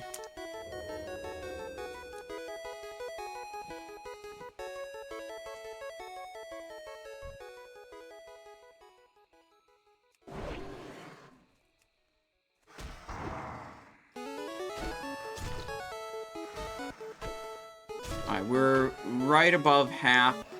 We're at 1 minute 35. This is definitely going to be about a 3-hour level, which is... I don't think that's very fast. I think that's rather slow for level up pace. I feel like we've been generally doing good. Like, we haven't been super sloppy with our gameplay. I think these mobs just take a little bit longer to kill than, like, a caster mob.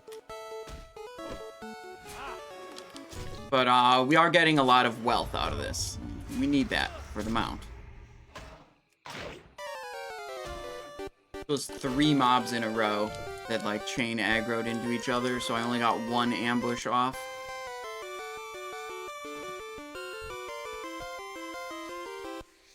Not ideal.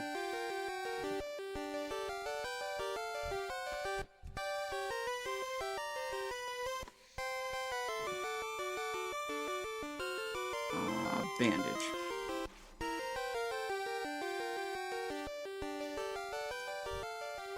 Target acquired. Skull.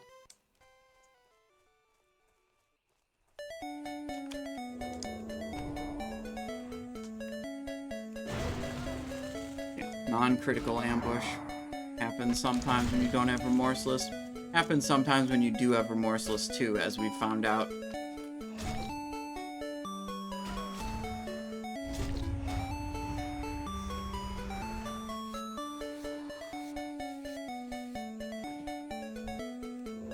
Keep thinking, looking at this icon and being like, damn, it's nice to have Fell Striker, isn't it? This is not Fell Striker. It's just the same icon.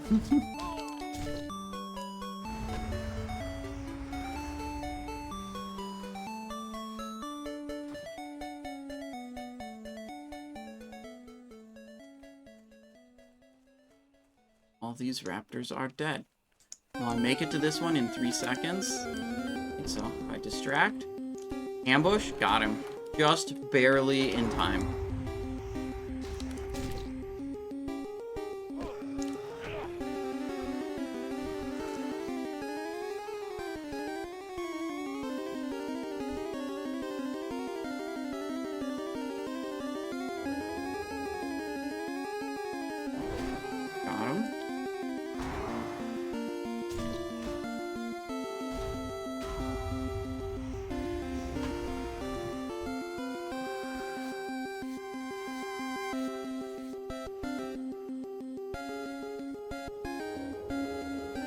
Distract the other way. Ambush, run away, so his call for help doesn't aggro other guys. And we did it right this time. Nice, didn't get any... Oh. I spoke too soon. The one behind... We got the one behind us. I was paying attention to all of those ones. We, in fact, did not do it right.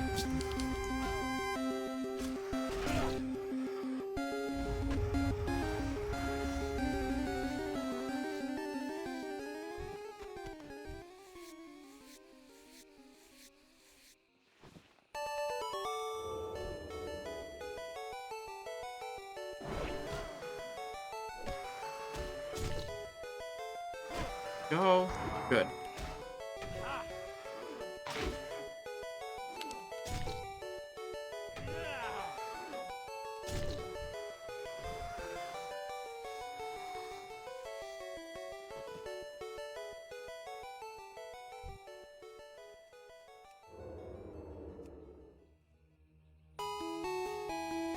Ambush.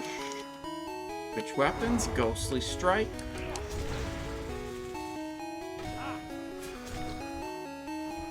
Is 39 the goal for today?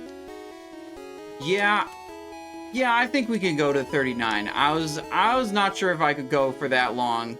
We definitely can't go to 40. Thinking of maybe stopping when my inventory gets full, but you know, we could push it to 39 perhaps. I'll see how I'm feeling when my inventory gets full.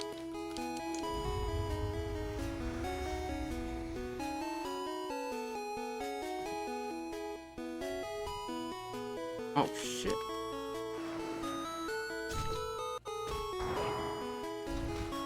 Once the inventory is full, it means we have to go back to town again. We could probably... Moose and Stone invites you to join Resurrectile Dysfunction. No, thank you. Oh, wait, this is good. A 7.6. We had a 7.7 shoulder pad before that we put on the auction house. It was we put it up for 2.5 gold. So this is easily over 2 gold right there. That's a good drop.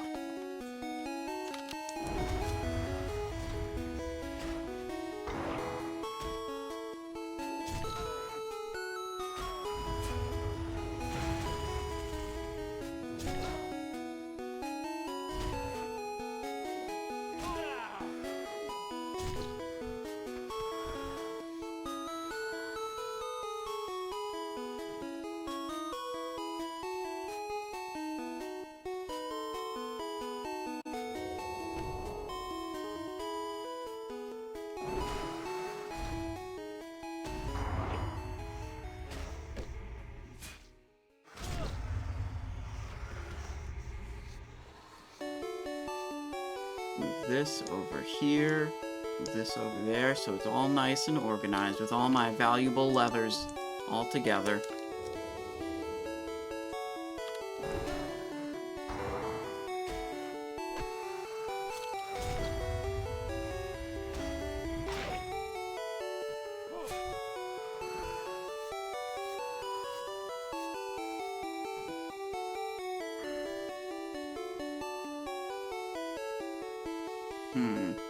I was thinking about maybe investing points down to get precision, but I hate that idea. We should go for relentless strikes instead.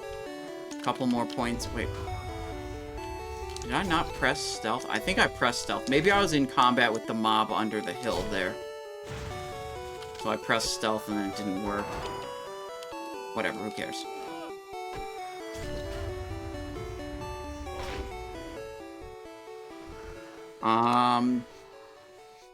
But yeah, now I'm more feeling like screw all of this stuff trying to get precision. If we just put a couple more points in here, we can get relentless strikes, which is a pretty giga talent.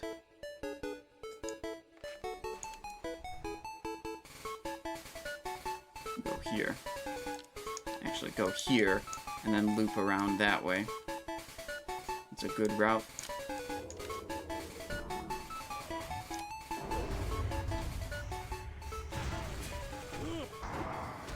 His finishing moves are just way less appealing when I'm not getting a 25 energy refund on them, you know? I want that 25 energy refund that Relentless Strikes gives me.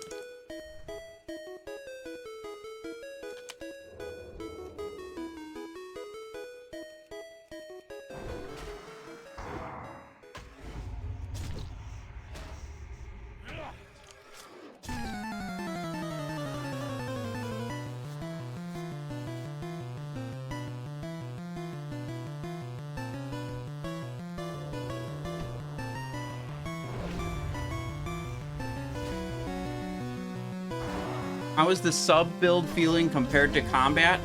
I am completely sold on sub being the actually better leveling spec in Classic Era at this point. I was a combat Andy for a long time. This character, I've switched back and forth between combat and ambush build, and I'm now just completely convinced that ambush build is actually the way to go. It's like actually better. Like, you just kill mobs so much faster when you can open with an ambush. With a juiced up ambush.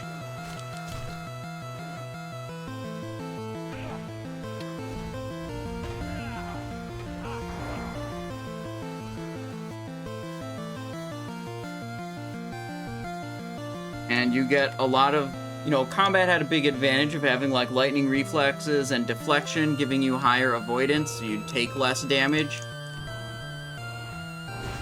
Subtlety gives you Ghostly Strike. Ghostly Strike, you have even more avoidance. Up to what level do you think? Well, I mean, I can keep putting this points into this build and making ambush stronger.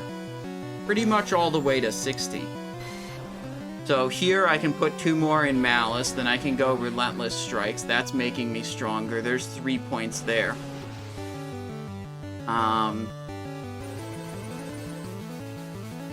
These don't help me much. Combat, I can pick up Precision, I can pick up Dual Wield Specialization. That's another whole 20 points.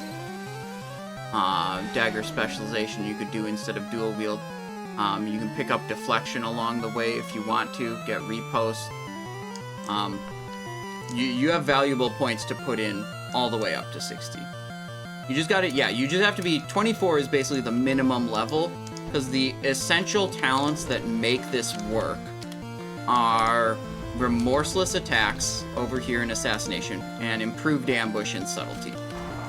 And it takes a total of 13, 14, 15 talent points to make that happen, which you'll have by level 24. And then the rest, the points after that are kind of gravy. You know, getting, you know, some armor ignore boosts up your ambush. Having Hemorrhage is good for after the ambush.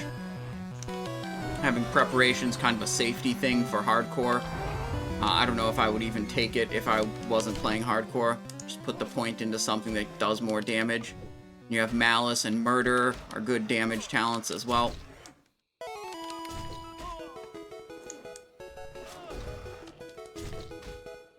So yeah, I mean, I do like typical combat, like Sinister Strike 2 points, Lightning Reflexes 3 points, Deflection 5 points, Repost 1 point. That gets you to level 20. And then maybe you take like Precision or something for the next couple of points. Or Remorseless, yeah, you should put Remorseless Attacks in there somewhere. But then just 24, get yourself a good fucking dagger, respect to ambush, live your best life.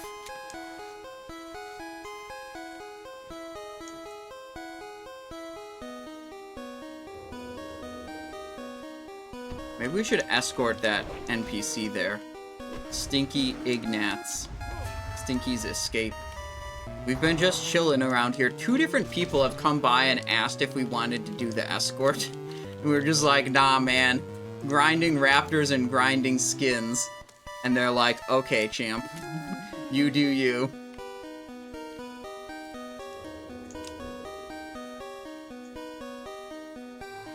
Yeah, definitely, like, the downside of the ambush build is it's bad when you can't open with ambush. And, you know, a consequence of that is it's bad at fighting multiple mobs at once. You also can't, like, use your thrown weapon to pull a mob away from other mobs to, like, a safe distance, because if you've opened with your thrown weapon, again, you can't ambush.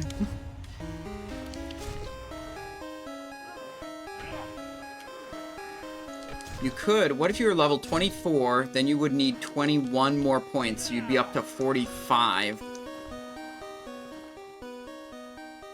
At 45, you could get Blade Flurry, plus Remorseless, plus Improved Ambush. And then, think about this. Wait, this is actually an insane idea. You can press Blade Flurry, then enter Stealth, then move up to 2 mobs that are standing right next to each other. And then, as long as you get there quick enough that your Blade Flurry hasn't faded yet, you ambush both of them, and then, well, you ambush one of them, and then Blade Flurry clones the damage onto the other guy. That actually sounds brilliant. I wonder if we should do that at 45. Pull the points out of, you know, Hemorrhage and Serrated Blades, and go for the Blade Flurry ambush. That would be hilarious.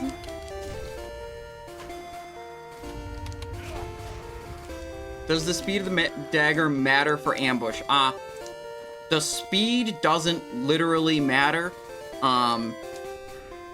Ambush's damage from attack power is normalized.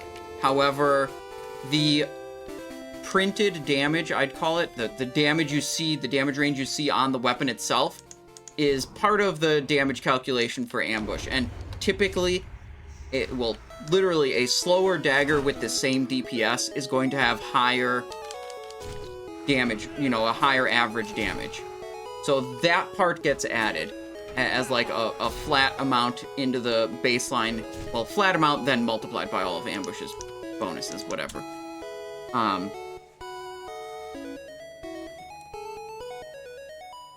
Right, so high, you know, slow high weapon damage is still generally desirable. Because the damage on the weapon itself gets added in. But it's not nearly as significant as it would be if you had an attack like Fan of Knives or Classic Era Hemorrhage that deals non-normalized damage. That's when you gain more damage per point of attack power with a slower weapon. It affects the attack power scaling as well.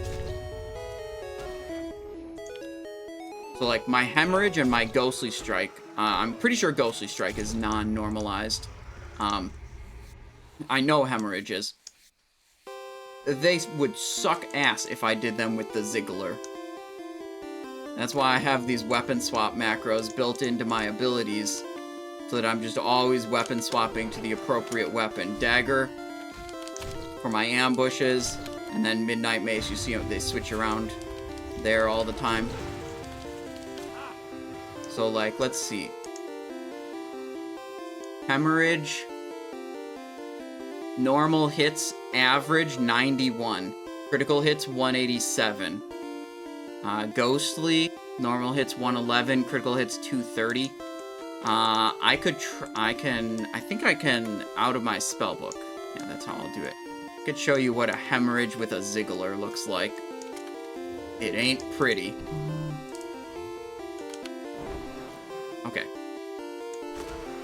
Hemorrhage with Ziggler. Is that a 94? Wait, that was actually kind of good. 103? 91? Oh, wait, no, that's the Midnight Mace. I pressed the wrong button. I did actually swap the weapon over. Oopsies. Yeah, I was a little confused. I was like, wait, those are the same damage values. Alright, let's repoison. Any upcoming MMOs or games you look forward to play? I'm looking forward to play Season of Discovery, World of Warcraft. Yup. Eventually there's not going to be a good version of World of Warcraft that I want to play, and then I will play actual games. Okay, here we go. 62, 69, 65, 60. Yeah, those are a lot worse. Like, they're 2/3 the damage of if I switched to the Midnight Mace. So this is a big difference.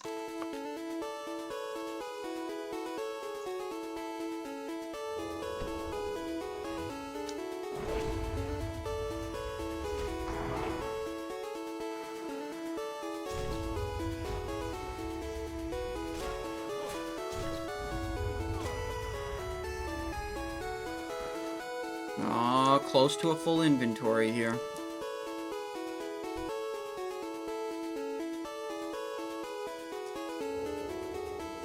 Definitely hitting full inventory before I hit level up at this rate. Move this right over there. Yeah, dude, these stacks of heavy leather, I mean, they auction for 2 silver, 26 copper a piece. Like, that's 45 silver a stack, basically. And the thick leather is auctioning for 6 silver a piece. That's what? That's over a gold each, right? 6.5 times 20 is what? 12, 120, 130? Yeah, 130. So 1 gold 30 per stack on those. Where are we going? That hunter came through and killed some of my mobs. Slice and dice not worth on a single mob? Yeah, I don't think it actually is. I'll cast it sometimes, mostly out of habit. But, this was kind of revealed to me when I was making my Season of Discovery spreadsheet, and I was, like, playing with the finisher priorities. And it was actually, like, losing damage when it was prioritizing Slice and Dice. I was like, maybe 20% Slice and Dice when you have, like, 28% chance to miss your melee attacks because you have no hit rating. Maybe Slice and Dice isn't even that good. Like, just cast your Rupture or whatever. Mr. Bungled? Yeah, we're still at it on the Raptors, of course. Level 38. Look at this inventory, though. Fucking heavy leathers, thick leathers. We got another... I don't know if you remember from before. We had a 7-7, 7 agility, 7 stamina, leather shoulder. We just got a 7-6 also. So that's probably another 2.5 gold right there. J-Man says, I hecking love you, Simon. Thank you, J-Man. Welcome to the stream. Hope you're enjoying the Raptor grind. This is peak World of Warcraft. The way it was meant to be played. Grind Raptors until your eyes bleed. Or stay in the forest killing boars. As Eric Cartman envisioned 17 years ago. I hope they remove poison charges on Season of Discovery. Bro, I really hope they do that too. But I do not think they will. I think... Look. There's some people at Blizzard that I know that I talk to sometimes. And I, like, really tried to push for, like, look. Poison charges are gonna be shit. This is gonna be a really obnoxious thing players have to deal with, because they only have rank 1, and it's only 40 charges per. And, look, I'm not gonna quote the response I got, but the sentiment was that they didn't wanna mess with it. Was what I heard. And, you know, maybe the person I'm talking to didn't really, you know, wasn't a person to be talking to that about. Like, maybe they don't have that kind of, you know, sway or whatever. I don't know. But it seemed to me like they weren't going to do that. Who needs poison when you can go gun rogue? Yep. Kalex, hello. How's it going? We're just grinding Raptors, you know how it is. Except there's this other hunter. Okay, there's this hunter here who... I mean, he's pretty much doing the same thing as me, but I'm convinced he's a bot. Okay? And, like, there's enough Raptors to go around. It's just, like, sometimes he kills the ones that were in front of me, and then I'm sad because I have to walk for 5 more seconds before I get to my next Raptor.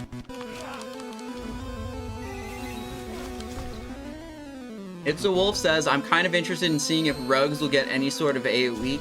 I bet they will. I mean, there's a lot of rune spots open to be able to do stuff. Doing anything special for Thanksgiving? Yeah. Yeah, I'm gonna be, you know, some of my family's in town. Big family dinner. Turkey, gravy, mashed potatoes, stuffing, pie, whatever. Playing Pokemon on another screen? I wish, dude. No, it's just Windows Media Player playing Pokemon Red and Blue music. We're just vibing while we grind this, you know?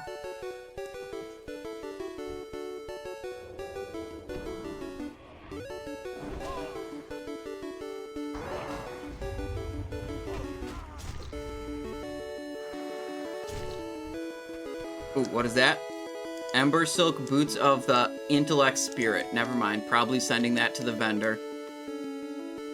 We want Intellect Spirit, we want Intellect Stamina, Agility Stamina, or Strength Stamina as the, like, most desirable random enchants for greens.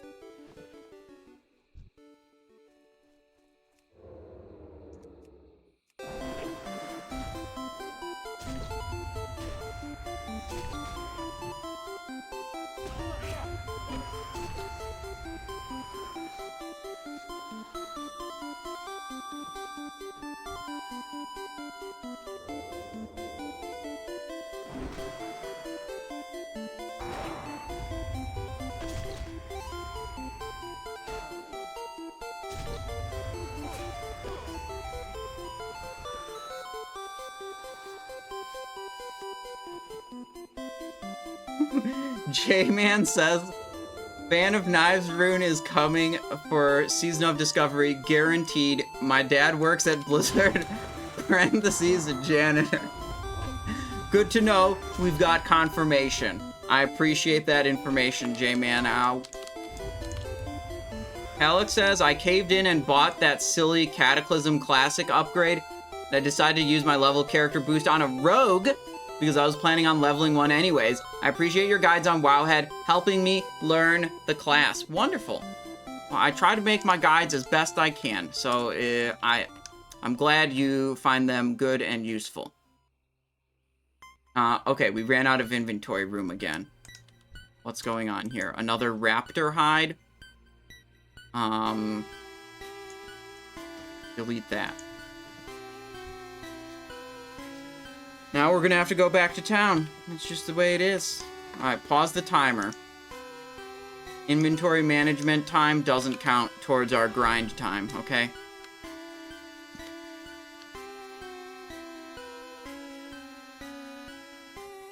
Alright, is there a vendor anywhere in this town, region, other than Theramore Island? Or the town, the main town? That's what we gotta find out. Dustwallow Marsh, NPCs. Can we sort for vendors?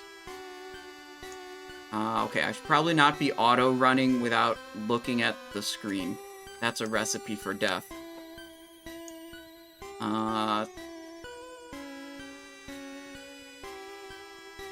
Wait, here we go. I think I found it.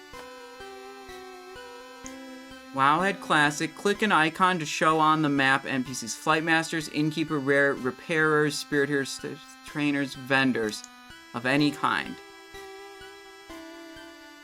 Repairers? Repairers seems to be a subset of vendors. Makes sense. Herbs, mining nodes, mailboxes. Wow. I think this is new functionality on the website. And that's super useful. That's, like, actually super handy. I don't think this has been here on Wowhead for a while. I don't remember this. But yeah, it's showing me there's a Horde vendor there. There's a neutral vendor, Natpagle. And then all the other ones are actually in town. Okay. So we do have to go back to Theramore. And then for the leathers and all the stuff I plan to put on the auction house, I will just mail it to my bank alt. I'll just handle that later. The raptor flesh, we know that sells on the auction house. Large fang, that is also going to be sold. This is a pointy crocolisk tooth. No, we don't want that. Smooth raptor skin. Raptor hide is going to the vendor. Gloom Reaper of the Boar. We are not going to try to sell that. We are going to try to sell this. And not that. And we have to do something with that. We can't handle it right now. This thing sucks also. Leather of Intellect. Yikes. Okay. This is all vendor. Not this one. Not vendoring that one.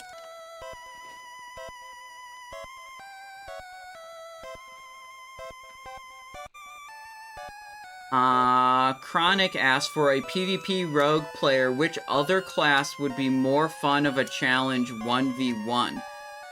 I don't know. I really don't do a lot of PvP in this game. I pretty much stick to PvE. I find, like, I mean, honestly, like, you think about, I've thought about doing PvP sometimes, and then I look at the PvP scene in Wrath of the Lich King, and it's just demonstrations of, like, how to effectively Q dodge the opponents that will beat you, that are counter comps. You know, what the best bot is to run to play the game for you. There's like a whole bunch of different ways of just cheating to get ahead in PvP seem to be super prevalent. And as someone who's not like already invested in PvP, I look at that and I'm like, why would I even get into this scene? It looks so bad. When you see like the rampant cheating and like abuse of the queue system so you don't fight against players who might beat you. Come on. Okay, so this is from our last haul. Open all? Hello? Can I not do that when my inventory is full, perhaps? Simonize 2.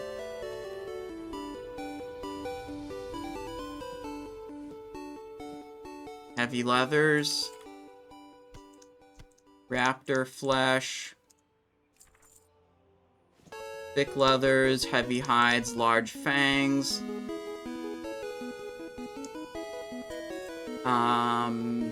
Ghostwalker pads of the monkey. This also goes. Should we send the Gut Ripper off this character? No. We should not. We have to keep it in the bags. If we go down before equipping this Gut Ripper, look, it's just not gonna happen. We gotta keep it in the bag for inspiration.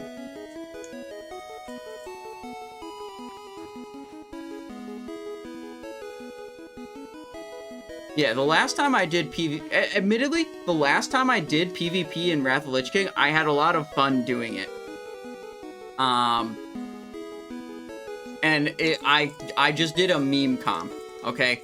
It was 3v3s in phase 1. And we were all rogues. And it was brilliant. I have the VOD up on my YouTube channel. It's actually so good.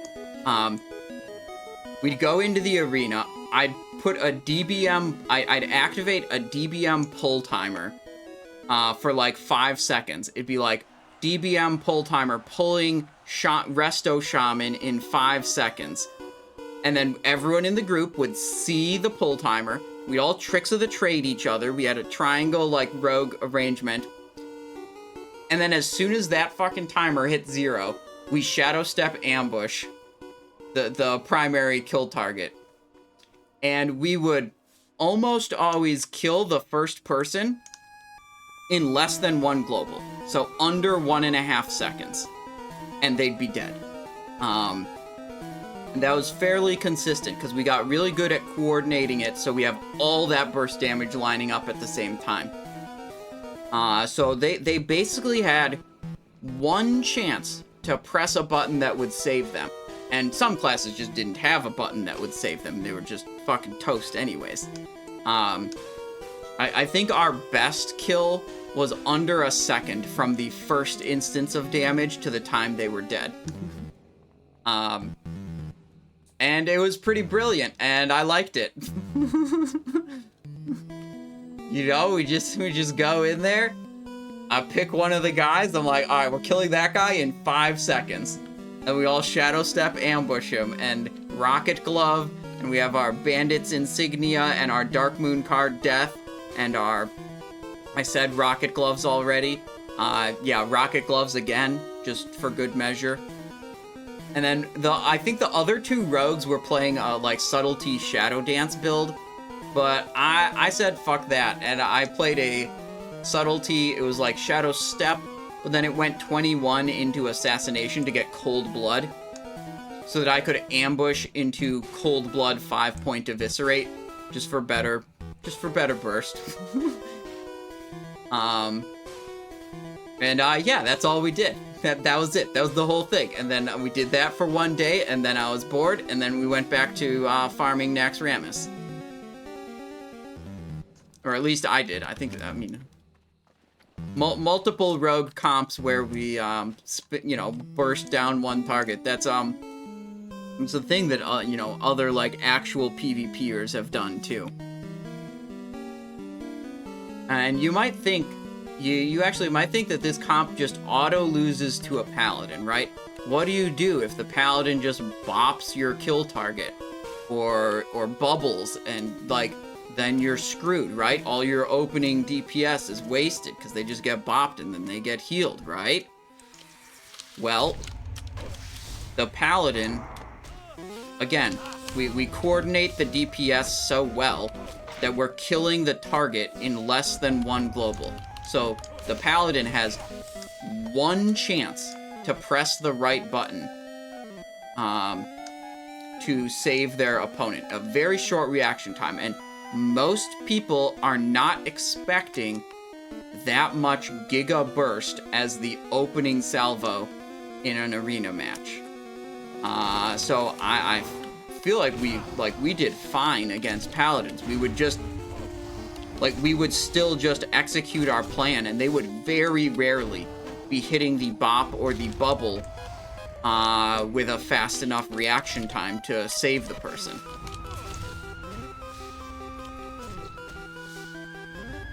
The real trouble were Death Knights. Death Knights, not very easy to kill. I'm not looting those things because my inventory is going to fill up. Well, maybe it's not. I'm probably going to hit 39 before my inventory fills this time. But, you know, those would just, like, take up inventory slots, and they're different types of items than the Raptors drop, so they're not going to stack with the items the Raptors drop. Plateware is too chunky? No, we found, actually, Warrior was one of the easiest targets to kill, because Warrior typically wasn't using a shield. Like, they were using some fatty two-hander, and you just drop them. Death Knights and Paladins were, like, a Paladin with a shield equipped, so, like, a healing Paladin would have a lot of health, and it would be hard to beat them. Or just generally a Death Knight. I don't know why, because, like, Death Knights don't use shields either, but for some reason, Death Knights were fucking obnoxious to try to kill. I would say those two were definitely the hardest kill targets.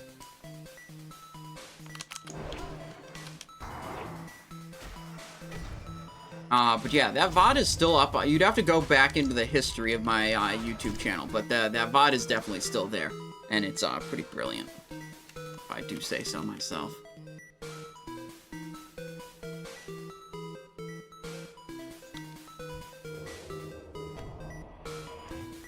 Maybe we gotta get the old crew back together. It was me, No Stealth, and Yellow Tonka. Were the three the three musketeers. Well, not musketeers. We weren't using any muskets, but you know what I mean. The three troublemakers.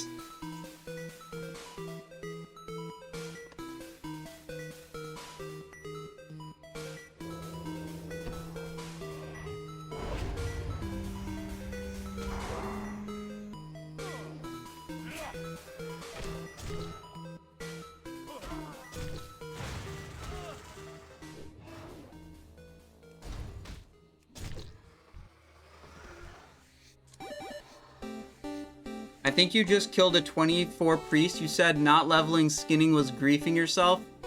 So I decided to level on my 24 hardcore rogue. I found a priest at Boar Hyperspawn in Red Ridge, so I started helping him kill his tags so I could skin them. Then he got so used to the fast kills with my help that he forgot to watch his health, I guess, because he just died all of a sudden. Okay, that's a bit of a chain of events for it to be my fault, but I'll take credit. I'll take credit if you're offering credit for that kill. Did you skin the priest after he died? Because, like, you should. That's just free leather, okay?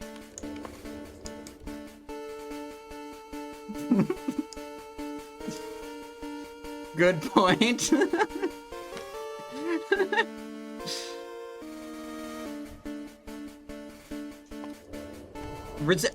Resisted my distract, bro. Yikes.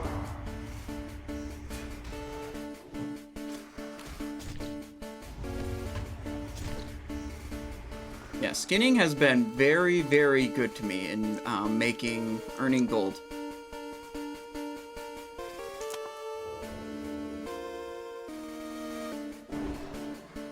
And it's not like mining or herbalism where you go out of your way to go like find a mining node or find an herbalism node. You just skin whichever mobs you're killing anyways.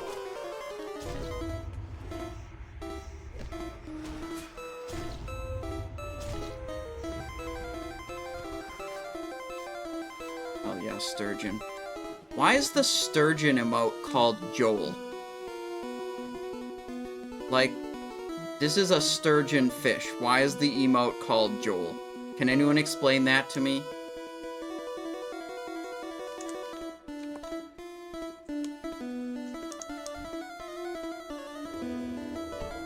Joel Skype? What?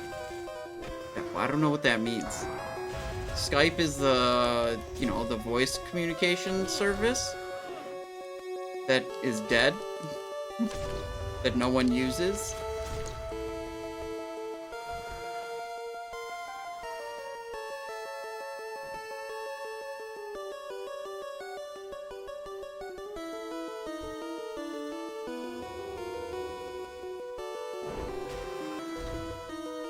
Oh, I have to restart the timer. We started killing things again.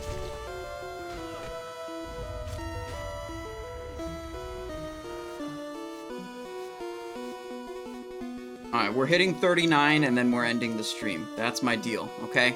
39 and then stream ends.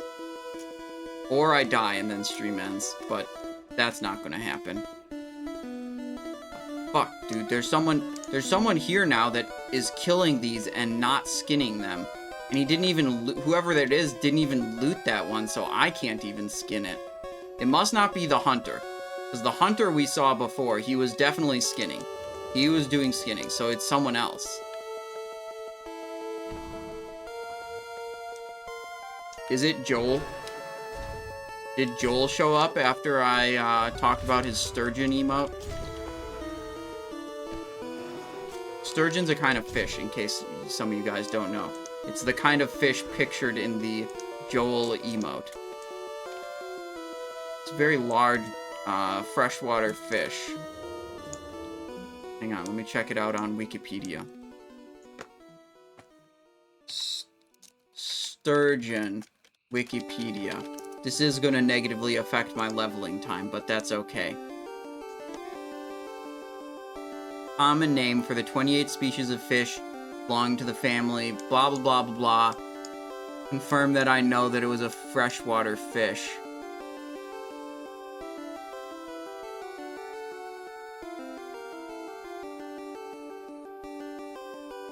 Sturgeons are native to subtropical, temperate, and subarctic rivers, lakes, and coastlines. Also once lived in Africa. Yeah. Rivers and coastlines, so yeah, freshwater mostly.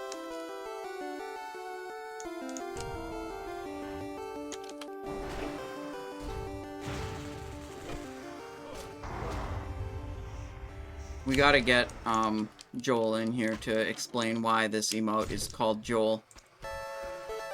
It's important. Okay.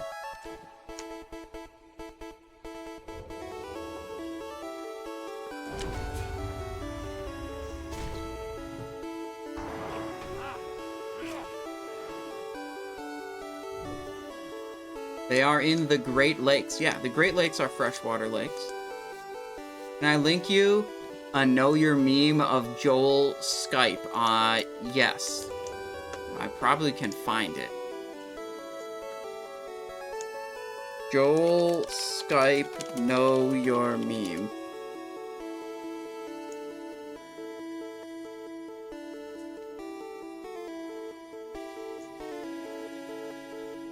Joel Get On Skype is a Twitch chat copypasta referencing a message posted during the 2015 North American League of Legends Championship Series, which demanded that a person named Joel launch the Skype messaging application.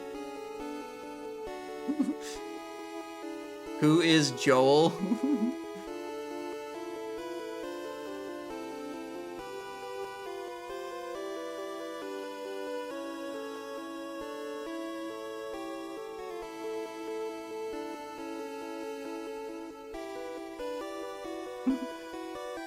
Joel's Skype in the video game RuneScape was posted on Imgur. Thread asking about the Joel Skype meme. Yahoo Esports published an article listing Joel Skype among various other memes on Twitch chat. Okay, well, when Yahoo Esports is posting a meme list about your meme, that's how you know your meme is dead and no longer cool. Except that still doesn't link it to why the Joel emote is a sturgeon. Is there a city called Sturgeon somewhere, and maybe Joel is from Sturgeon?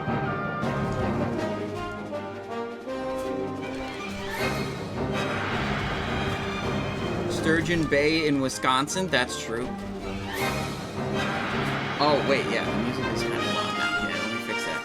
It switched up the track over to the Super Smash Bros. Shit. Okay, there we go. Back to more acceptable levels.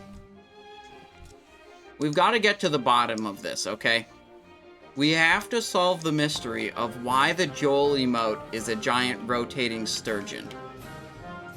How these two are linked. We know about Joel Get On Skype now, and how that happened in League of Legends, and is a meme, and then got covered by Yahoo Esports. But that still doesn't connect the dots on why the meme is a giant rotating sturgeon. The emote is a giant rotating sturgeon.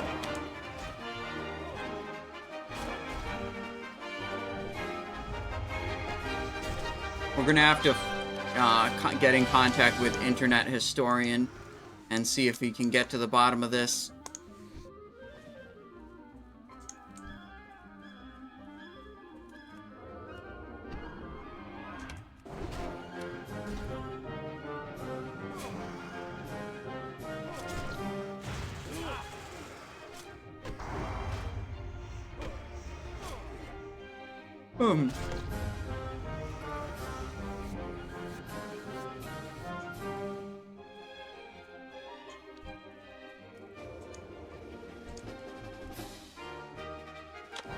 Big ambush, 620. Nice.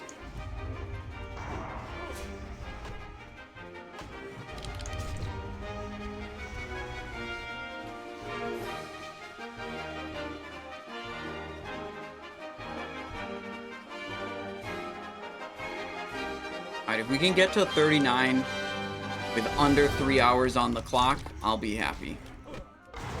Right now we're at 2 hours, 8 minutes from when we started way back here on the experience bar. Now we've come all this way to have 1, 2, 3, 4, 5, a little less than 6 bubbles left. I feel like number of bubbles is like the best way to talk about how much experience you need. This is something all WoW players understand. Is the number of bubbles left in your XP bar.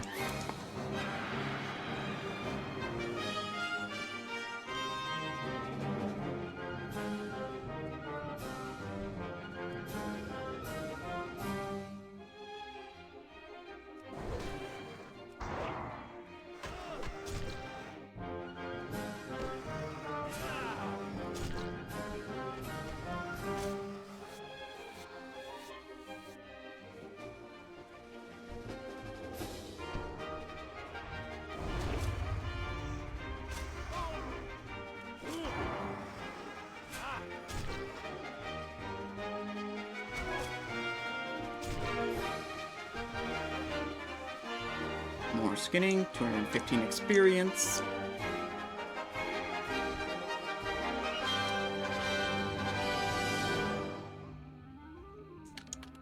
Boom, 608. Very nice.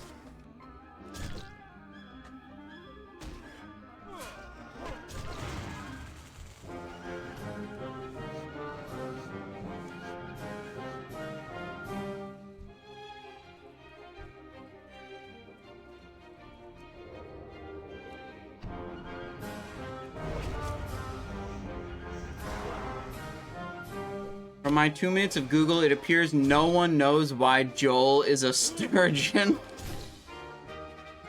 Okay. Case closed.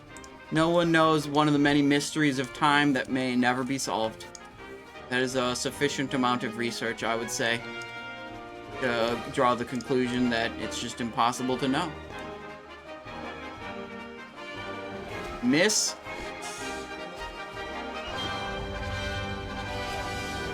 Miss ambush? Mm-mm. Mm-mm.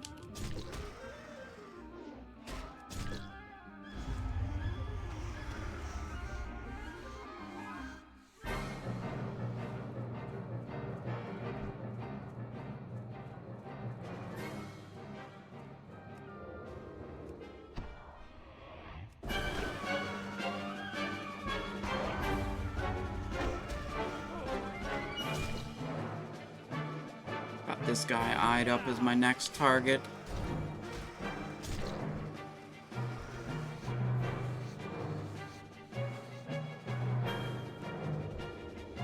Okay. Ambush. 626. That's a good one. 200 crit on that hemorrhage. Also very good. What's our gold at? 29 gold. Not bad. Considering we have a bunch of stuff that's good to sell on the auction house that we haven't converted into gold yet.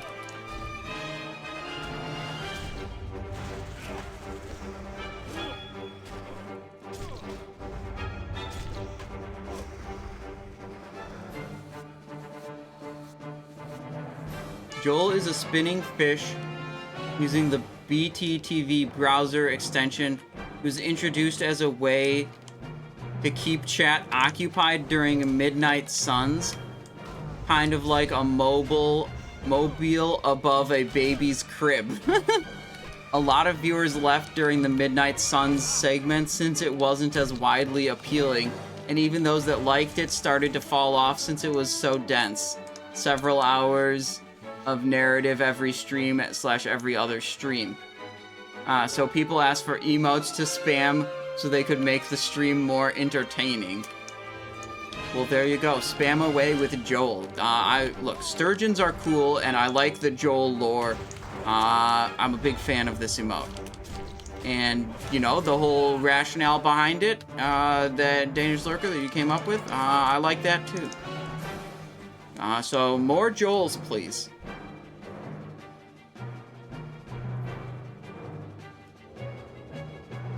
Thank you.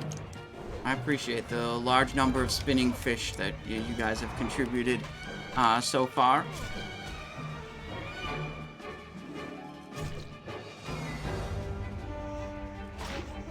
Stun this dude. Look at this. We're down to a little over 5 bubbles. We're making it. We'll get there eventually.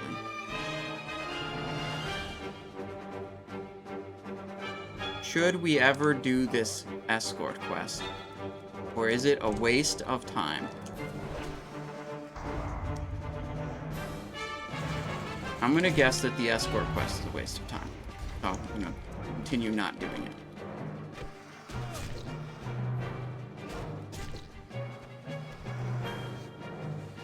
Oh, what the fuck? There's a little frog. Wait, it's a toad. Can you do skinning? No, you can't. Some critters you can kill them and then you can do skinning on them. Apparently not toads. Toad leather, apparently just not good enough.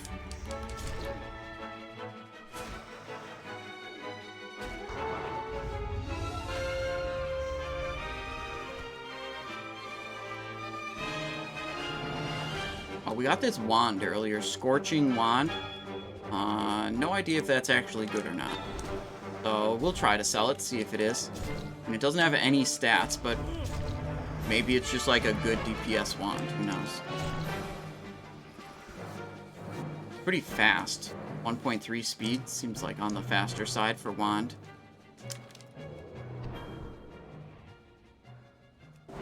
Pull away from the other mobs.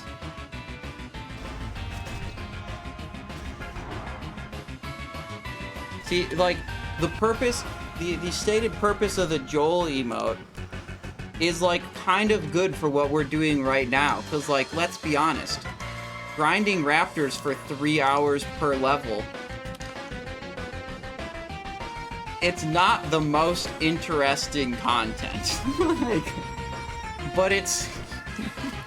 You want optimal, I'm giving you at least close to optimal. So we need to spam Joel and,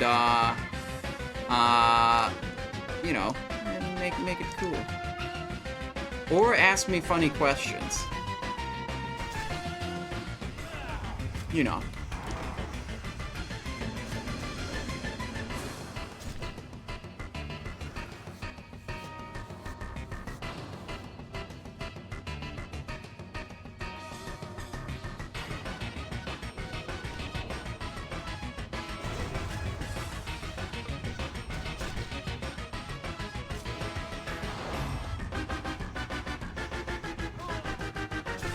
Oh, wait, we aggroed 2 extras?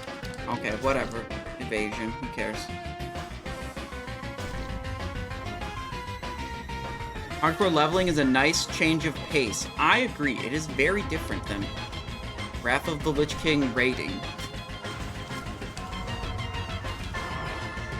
Want to hear something kind of funny? My combat rogue got VOA legs, but combat doesn't use legs. Not in their biz setup, no.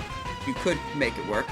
My Feral got VOA gloves, but Feral doesn't need gloves in biz setup. Okay. I don't know as much about that. My Hunter got VOA legs, but doesn't use legs in biz setup. So all the characters that you got VOA loot on don't actually use that piece of VOA loot in your best in slot setup. Must be nice getting 3 good items out of 3 usable items out of VOA though. We did 30 VOA runs on stream, and I didn't get a single piece of PvE tier loot for the character I was playing until the 30th run, and then I got a normal mode Ret Paladin glove. That was it. 30 runs, 1 item.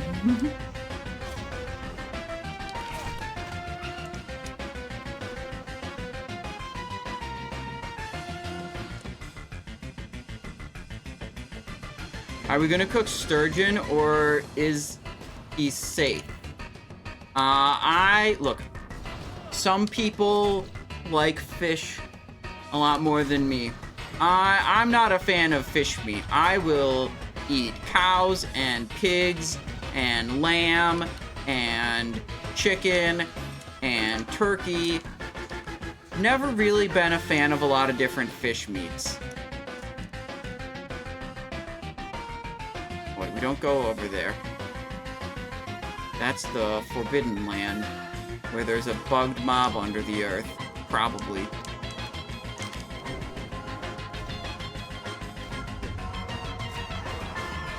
Lobster, crab, mussels.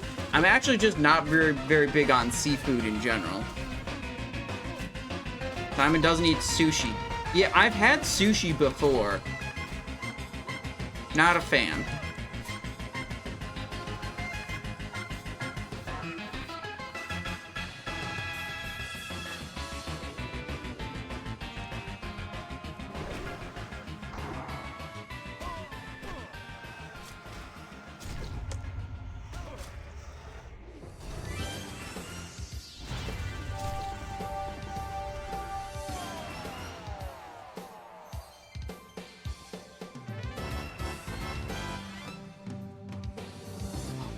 What if I could make a widget for my stream overlay that counted the number of times Joel emote was pressed in the chat for that stream? And it would just go up and up and up every time someone used the Joel. Oh, that would be so good. Surely that's not that difficult to make, right?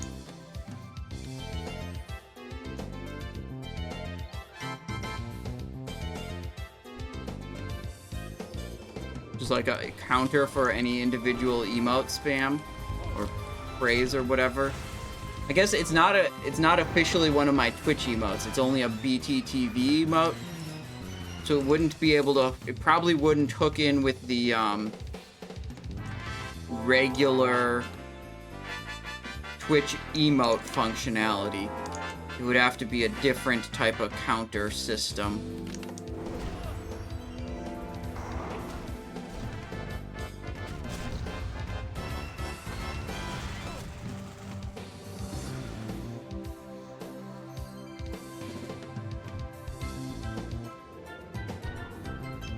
Throw the distract. 2 minutes 20. What if we come in like well under 30 minutes? That would be hype. Or 30 minutes, I meant 3 hours. 3 hours has been our like estimated time the couple of times we looked at the timer, looked at our experience, and tried to calculate it.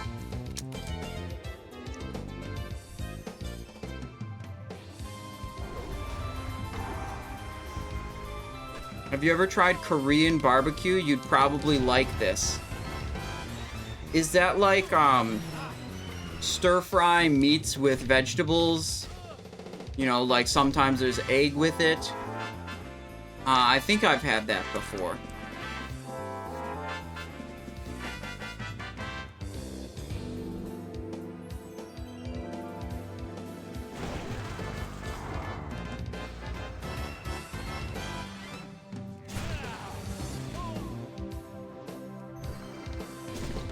Nope, it's just meat you grill yourself on a table. That's like fondue. Where you have like a cheese bowl, and you also have an oil bowl. Rice, lettuce, side dishes. Yeah, that's like fondue. I've had that before. Fondue, not exactly the same. But, fondue isn't a Korean thing.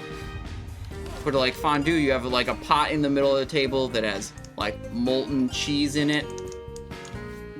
And then you have like bread pieces that you dip in the cheese, or other things you dip in the cheese. And then you have an oil pot, and you have like little bits of raw meat, and you like stick them with your fondue fork, and you put them in the oil pot, and then you know, talk to the other people at the table or whatever while your little meat stick cooks for a while, and you pull it out, and you've got bite-sized pieces of meat cooked in oil.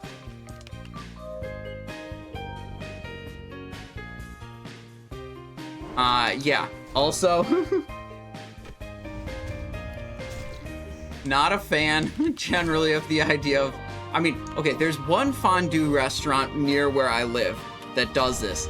And they're like a high-end restaurant. It is expensive to go eat there. Oh, and then, wait, I forgot about the best fondue.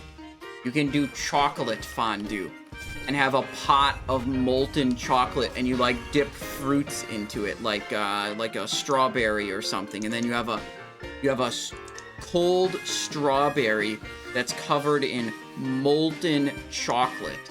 Oh, and it's good. Dip meat into chocolate? That's not how you're supposed to do it, but I don't think that's illegal. You could do that if you wanted to.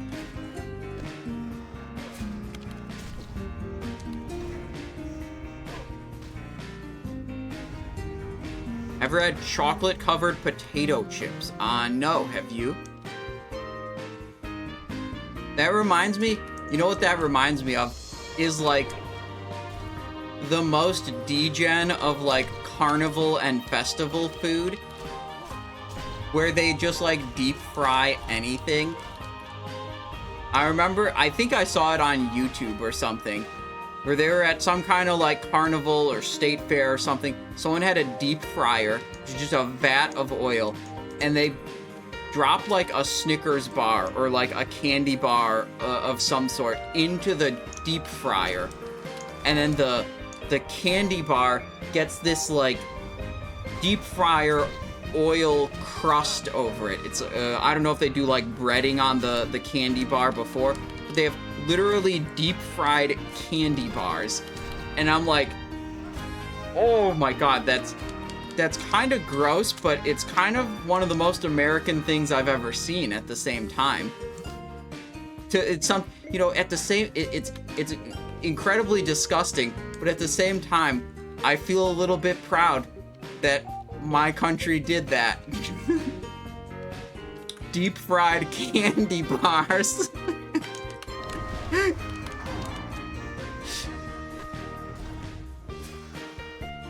You know? Just like, who would ever imagine to be that degen? Deep fried butter?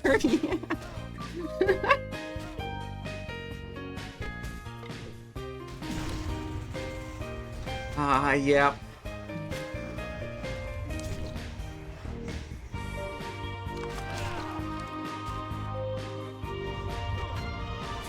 Hang on, I kind of want to find that on YouTube now. See if I could do that. Deep fried ice cream? Yeah, you might be able to do that. Hang on. See what I can find here. Deep fried Snickers bar.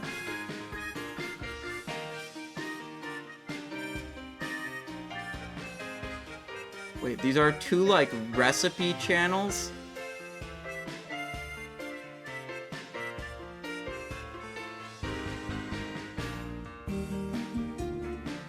Okay, well, this guy looks like the most like he knows what he's talking about. There's a couple...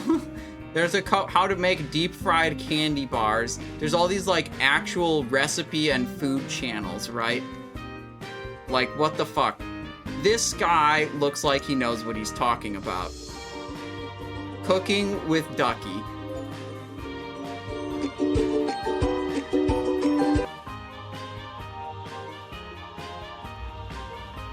Greetings, ducklings, and good grub. Hey, what's happening, y'all? I am willing to bet that y'all have a bunch of Easter candy left over, right? Or your kids do, at least. So what do you do with all this candy? You tired of just eating candy? Tired of just eating candy. Well, Ducky's gonna give you something back from my days when I used to cook concessions and different things at LSU games.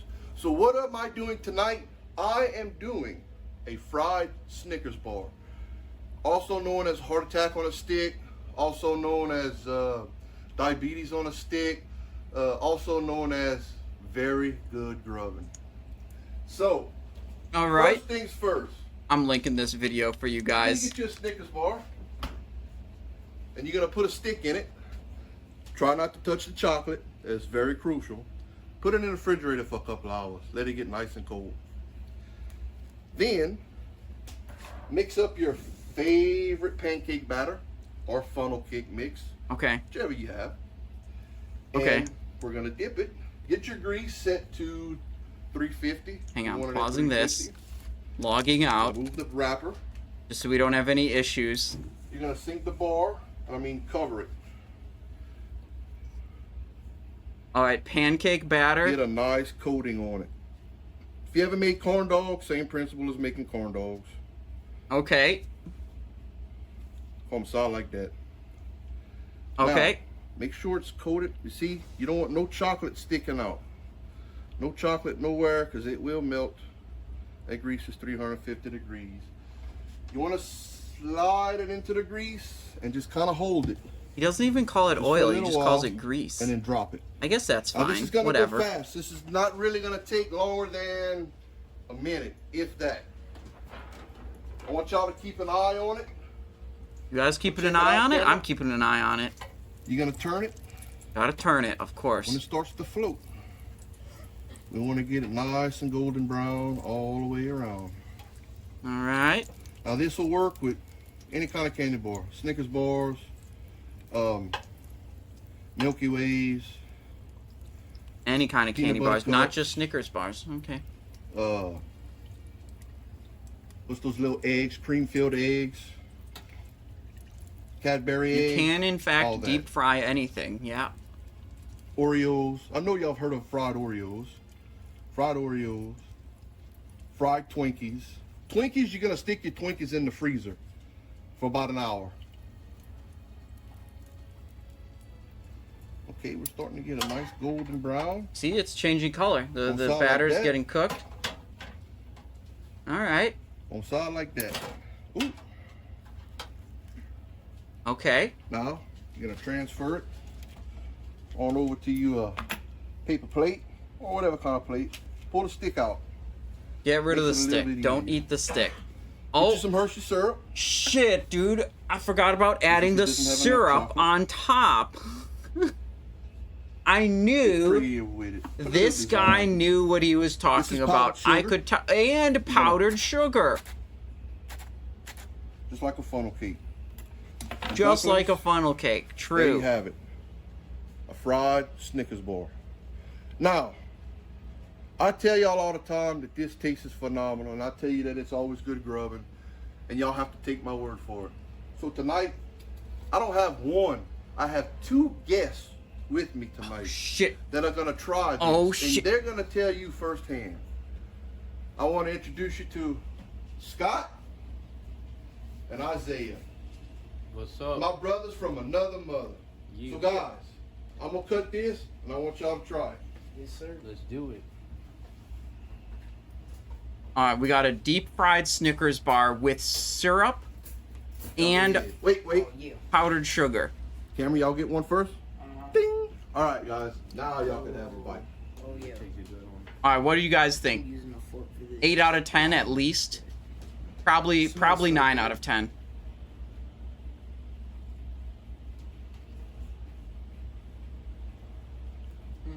They both like it.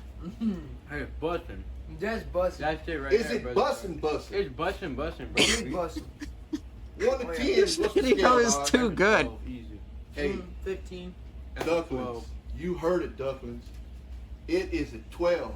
It is a 12. 12 These out guys- of 10 look, these guys know bussin'. candy. They're not gonna lie to you. I'm not gonna lie to you. It's a 12. Okay. Okay, back to the Raptors. I feel like that was a worthwhile intermission.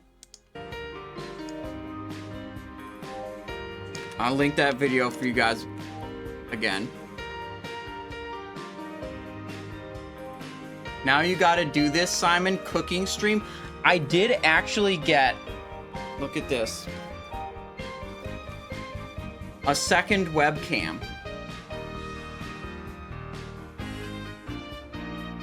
C922 Pro HD stream webcam. That's what I'm using currently. I have a second one, so I can do like a secondary camera on something. Unable to reconnect. Bro, what the fuck?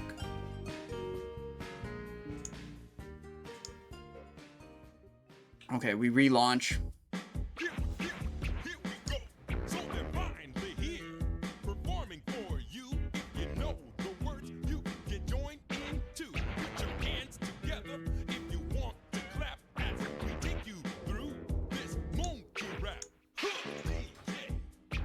Damn.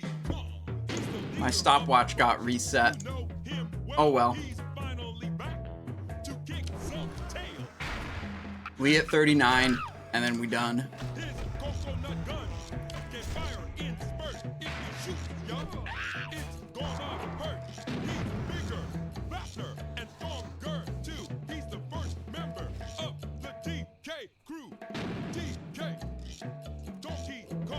Distract.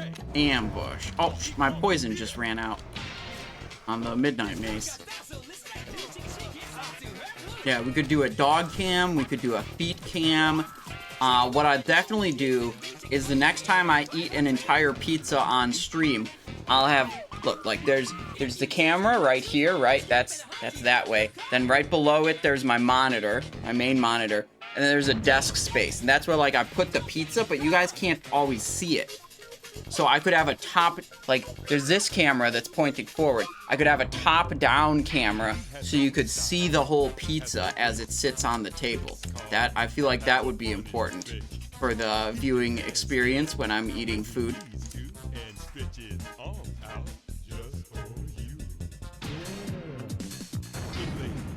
Alright, music's a little too loud again. Let me turn it down.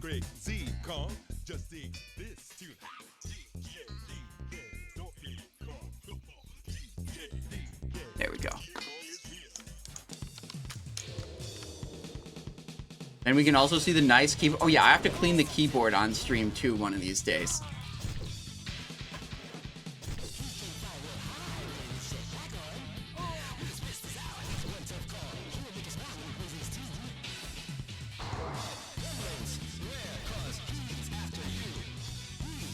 Not Peo level, but close.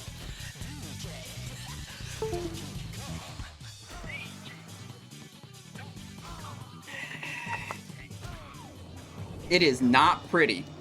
Okay? Alright, we are going to blind bandage. What the? Did the blind fail? Okay, we're healing potioning. Missed? Oh boy. It's okay. We play with so many safety margins and, you know, such a big margin for safety and so many escape mechanisms that, like,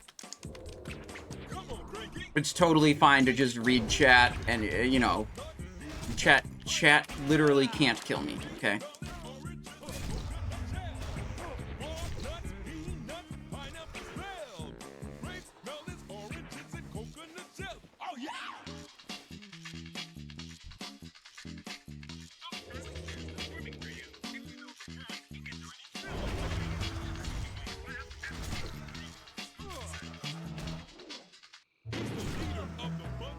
Have you finally had a chance to play Assassination? Yes.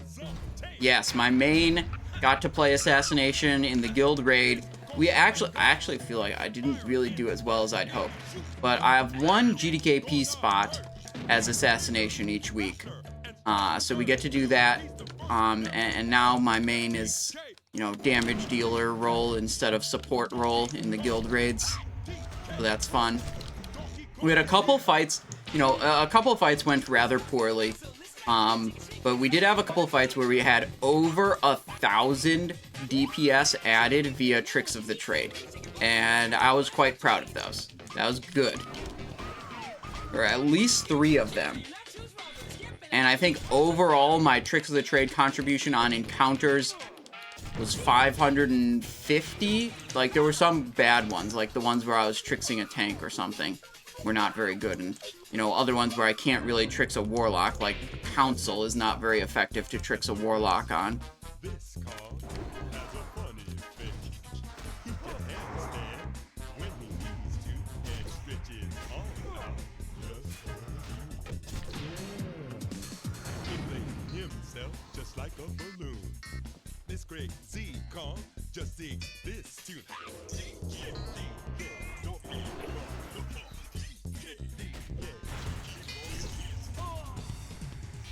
So yeah, raiding Icecrown Citadel is much more fun when I'm playing a damage dealer role versus a support role. I can say that for sure. It is a more enjoyable experience. Oh my god, am I gonna have to potion again? No, we're stunning. Okay, we're potioning. Fuck.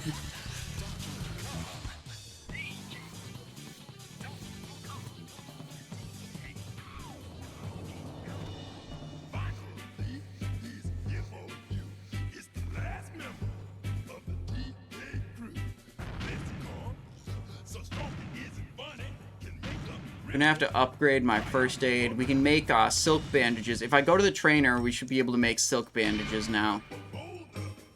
Because we got up to 150 skill. Yeah, there we go. 150.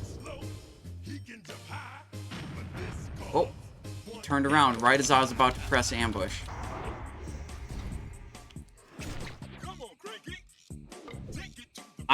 I spent like 3,000 or 4,000 gold setting up a frost, you know, crafting some items, getting them enchanted, getting them gemmed, setting up a frost resist Lady Death Whisper tanking set for my Frost Death Knight.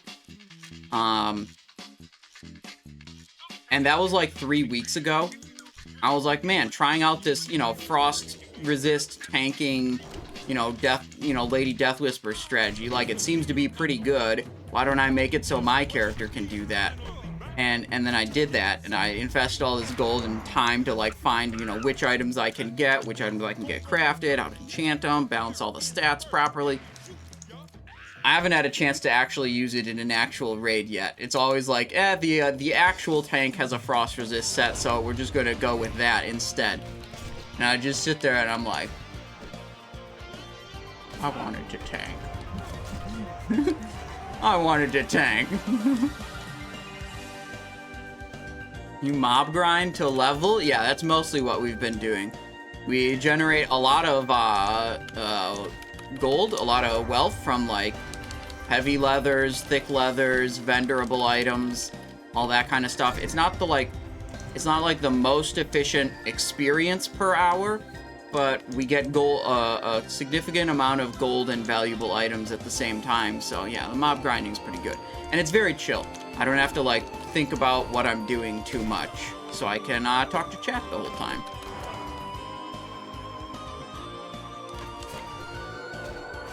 Our Rhett couldn't complete the quest on Heroic Dr. Pee-Pee, so we went normal, and Tiny Abomination had jar dropped. Rhett already had a Heroic version, so I was next in line, so you got the normal mode one. Damn, bro. The way my guild does it is, like, if your Biss is the Heroic version of an item, and we kill the boss in normal mode and it drops, you have the option to either take the normal one and go to the back of the line for the Heroic mode item, or just pass it to the next person in line and retain your position in line for the Heroic one. So it's up to the individual if they want to take the normal mode item or not. Yeah, the normal mode Taj Tiny Abomination Trinket is just not very good for Assassination Rogue.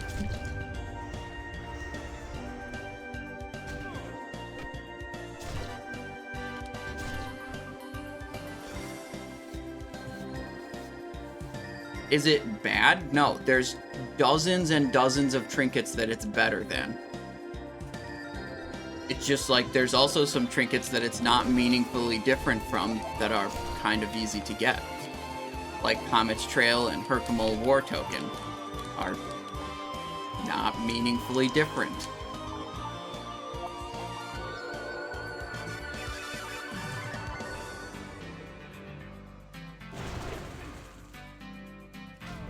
Pulled away, so when he screeches, he doesn't actually aggro those guys. Very nice.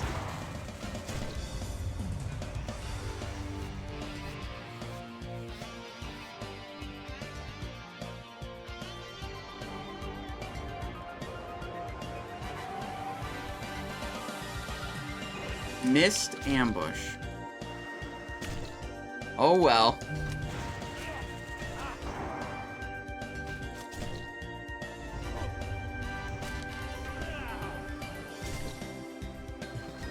Oh, what's this? Steadfast Gloves of the Bear. Male, level 34. Strength Stamina. That's what we want. That'll go to the auction house. Strength Stamina, Agility Stamina, Intellect Stamina. Those all go to the auction house. That's a good stat combination.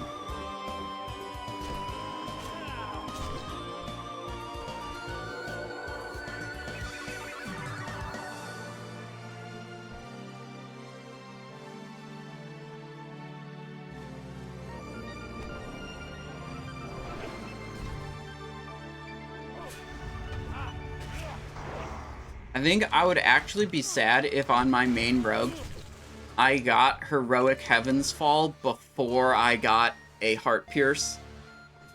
Because, like, Heart Pierce is cool and exciting because it has, like, a unique effect on it and it's actually good. It's not just another item with stats on it, like pretty much every other item in Wrath of the Lich King, and like Heaven's Fall is. It's just another item with stats. It may be good, but it's not really interesting. I'd be sad if I skipped over Heart Pierce and just got Heaven's Fall, which was better, and then Heart Pierce became kind of irrelevant. But what's definitely not going to happen is that's definitely not going to happen on my GDKP ult, right? Because my GDKP Assassination Rogue is probably never going to kill Heroic Lich King.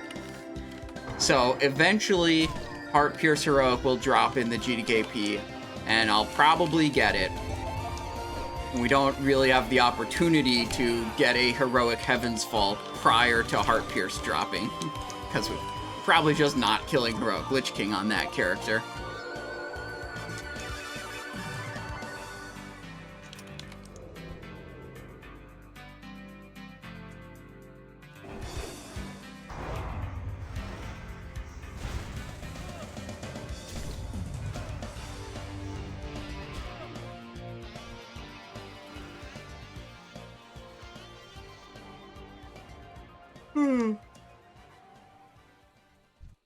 Getting close. 2.5 bubbles.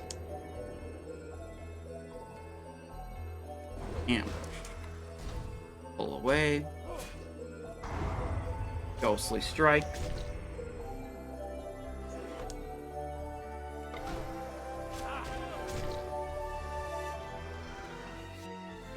You got hit by bad karma for taking heroic Taj on your assassination in a GDKP over a ret, and have not seen either normal or heroic on your own ret paladin.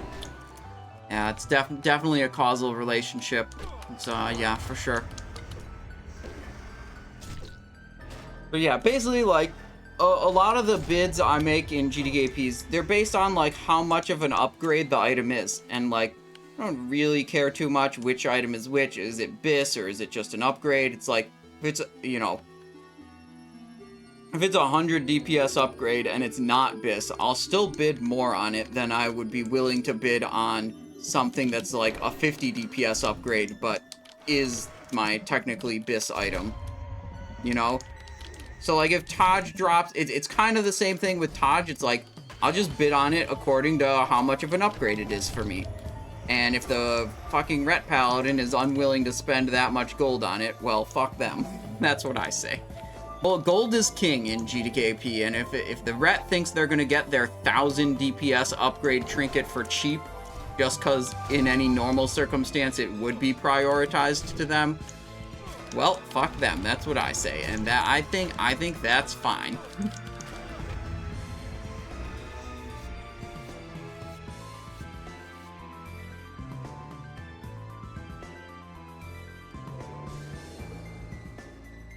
Got it for 51k. Oh, that's expensive. I only have like 120k. Dropping 50 of that on one item, I would probably not pay that much for a Tiny Abomination Heroic. I think if that was bidding off in front of me right now and I had 120k, I was on my Assassination Rogue, I'd go to the like 25 to 30k range, maybe a little more. I mean, the trinket is kind of cool, and I like having the little tracker. It just cycles from 1 to 7 and lights up every time it gives an extra attack. I like that.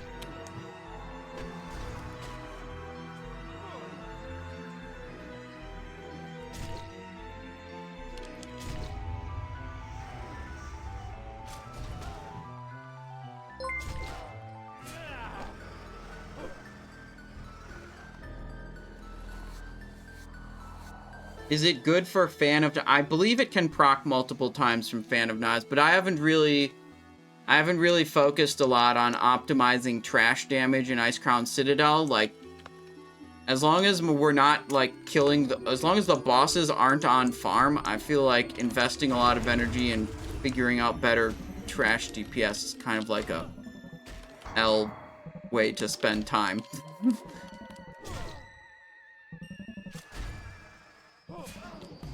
So yeah, I just haven't invested a lot of effort in figuring that kind of stuff out.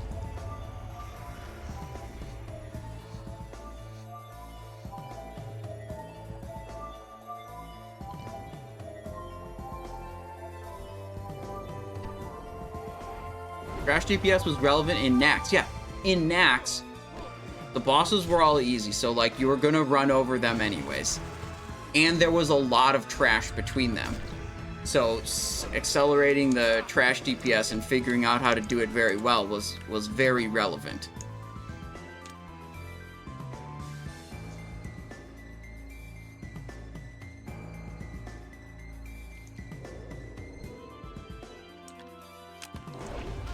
Alright, just 2 bubbles left.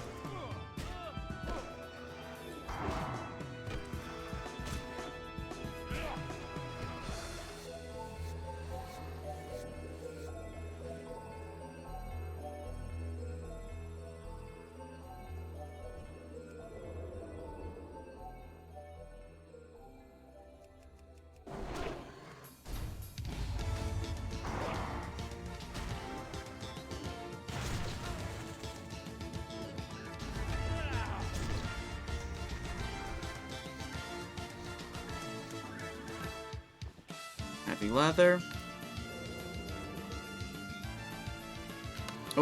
You saw me.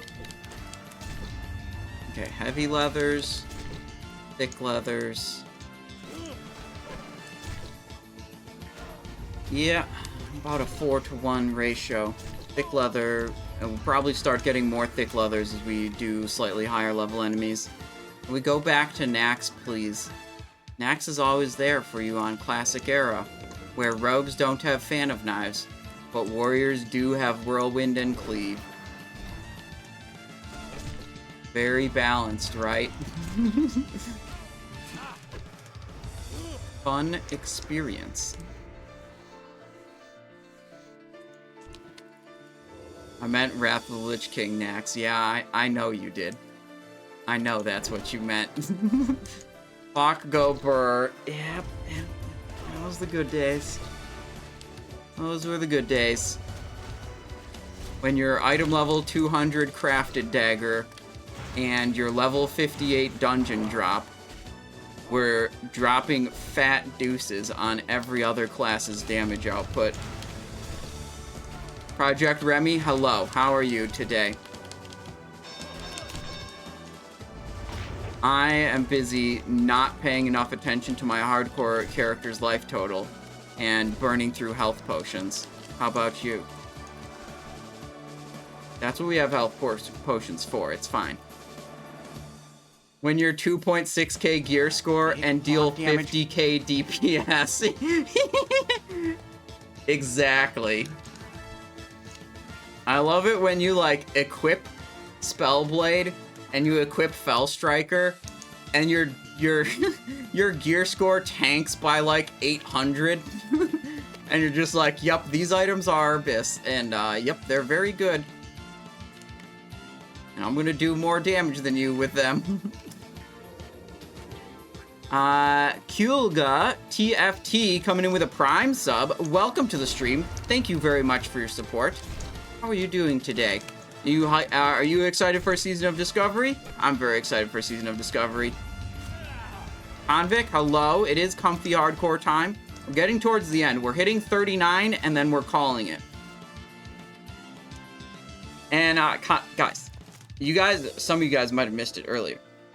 I had the first example of straight up streamer bennies occurring to me today, and it was great. It was a really great feeling. I got a whisper from Moosty, and he was like, yo, bro, I think you dropped this behind this tree over here.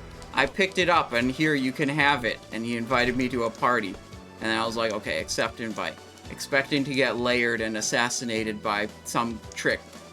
But no. He just rolled over to me on his mount and traded me a Gut Ripper. Epic level 40 dagger.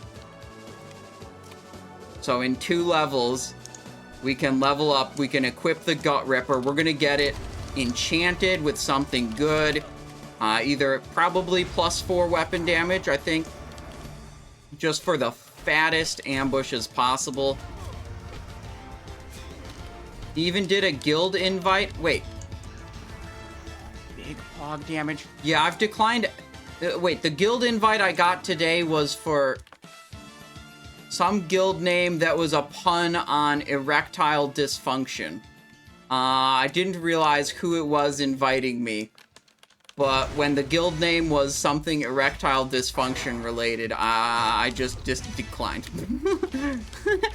Ghastly coming back with a Prime. Thank you for 11 months of support. How are you doing? Saw some activity on the old Last Call Discord.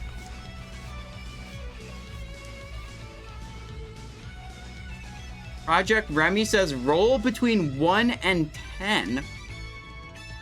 The number you roll, I gift sub the number you get. Well, if you want to do that, you can do that. I'll give you a roll 10. Roll 1 to 10. That's a big roll. You don't have to give any gift subs if you don't want to, Project Remy. If you want to, that's appreciated.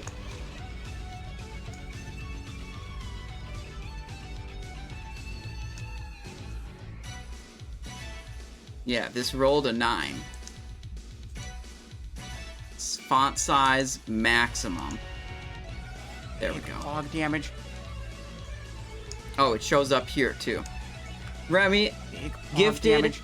9 subs. Well, thank you very much, Project Remy. Log I damage. appreciate that. Always happy to have you here.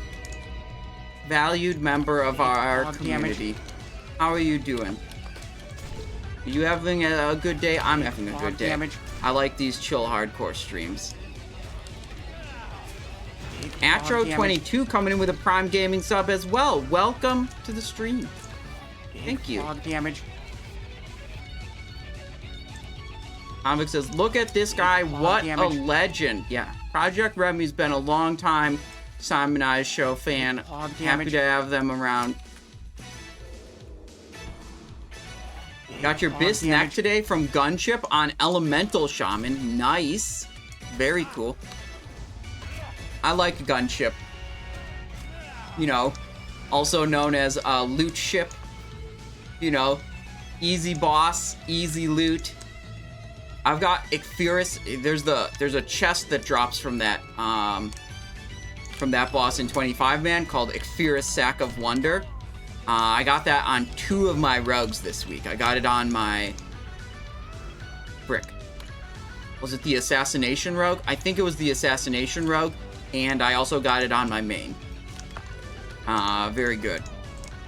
But 2 out of 3 rogues, and it's Bis for combat. It's Bis for Assassination. So. Fierce on 2 out of 3 rogues now. Very good. And congratulations on your necklace. I appreciate all the subs recently. Ghastly and Atros. Or Atro22.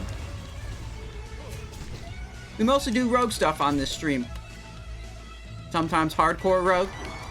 Soon Season of Discovery rogue. Sometimes Wrath of Lich King rogue.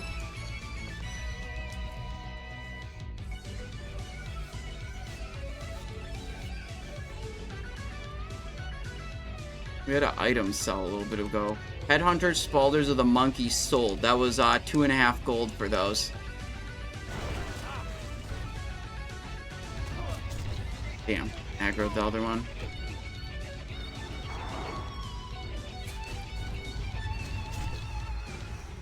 Ally or Horde for Season of Discovery?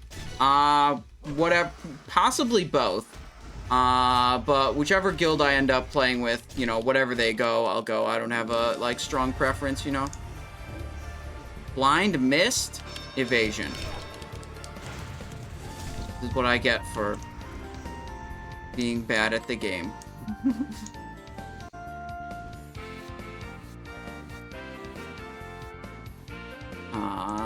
Food buff.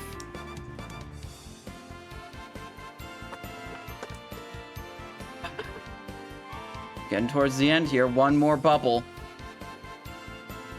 It's 4,652 more experience. At about 200 XP per mob. That's 520... 23 mobs? 23, 24?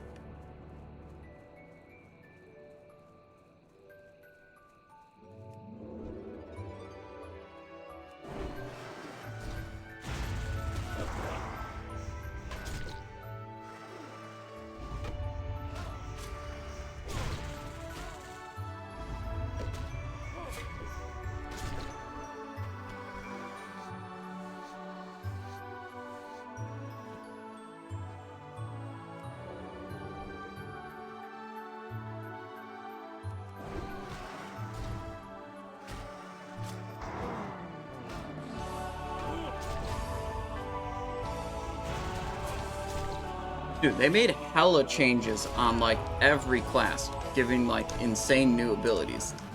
I think it's gonna be, like, the fucking Wild West, you know? Like, who knows what's good.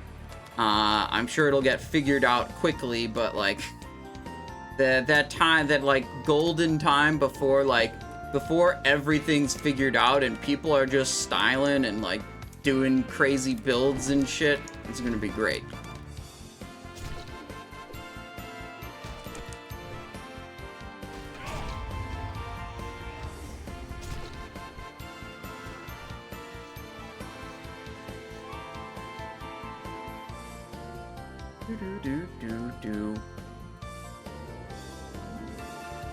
Holy Pally gonna be busted? Dude, didn't you see on stream S-Fan just dominating the damage meter as a Ret Paladin, Fred? That could be you. You could play Ret Paladin and press Divine Storm and Crusader Strike.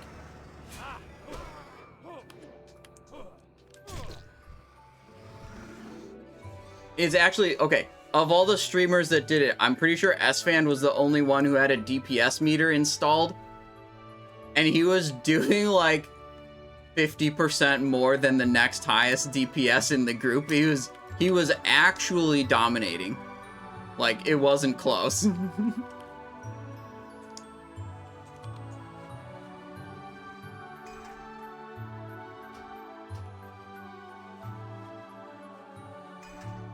Okay, I was a little sad when I watched Sarth's stream and he plugged the talents in and he went malice, murder, ruthlessness, relentless strikes, and then he was like 5 points in lethality.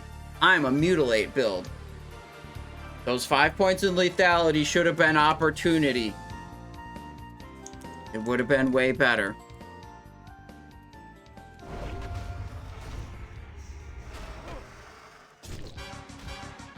Oh, S-Fan got a weapon from the first boss of the dungeon. Oh, yeah, okay, that might have influenced things slightly.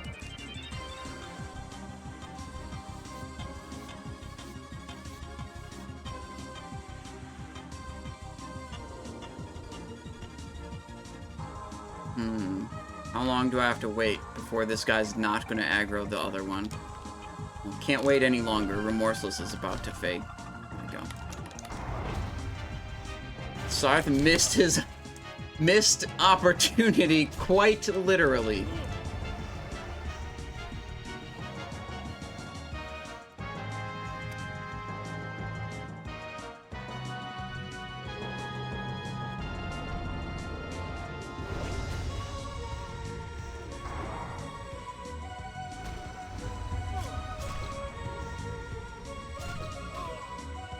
Looking for the next mob. Yeah, probably over there. What is that? Dark? Whoa! Rare spawn. Let's go. Okay. He's running around. He's... You might say he is darting around. Damage. Okay, okay. What's up, Simon? I like her spreadsheets. Fuck, you stop. Mystery Guy says, "What's up, Simon? I like your spreadsheets." Well, thank you. What's up is we're about to kill this rare spawn raptor. Loot some epic, insanely good loot that definitely isn't gonna suck. And we're about to hit level 39.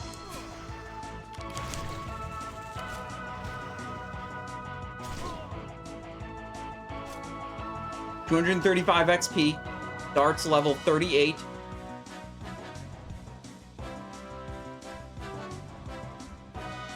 Directly to the garbage. Who needs male intellect stamina gear while leveling? Fuck.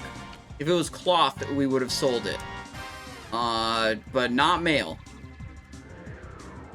I mean, like, maybe that would be good if we were horde side and, like, a shaman wanted it or something, but fuck. Okay, well, whatever. We got 238 experience, and we made some friends along the way, so that's the real prize.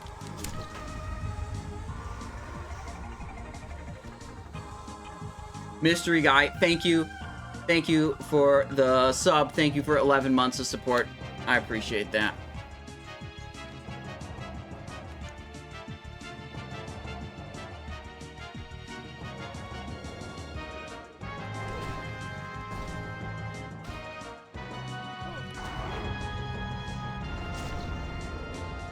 Dude, but who plays Holy Paladin? Who thinks we're good? Like... Okay, maybe these eagle boots would sell if we listed them on the auction house. Maybe. I'm skeptical, though. I mean, well, okay. Literally everything else we've posted to the auction house, it just doesn't feel that desirable to have intellect, stamina on male.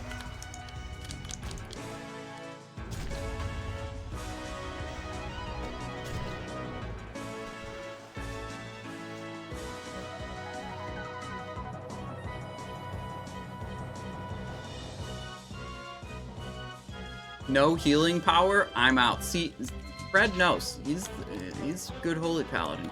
No healing power, fuck it. It's just like my Frost Death Knight in Wrath of the Lich King. No armor pen, no buy. That's the motto for GDKPs. No ARP, no buy. Just let it go. You only buy the things that have armor pen on them.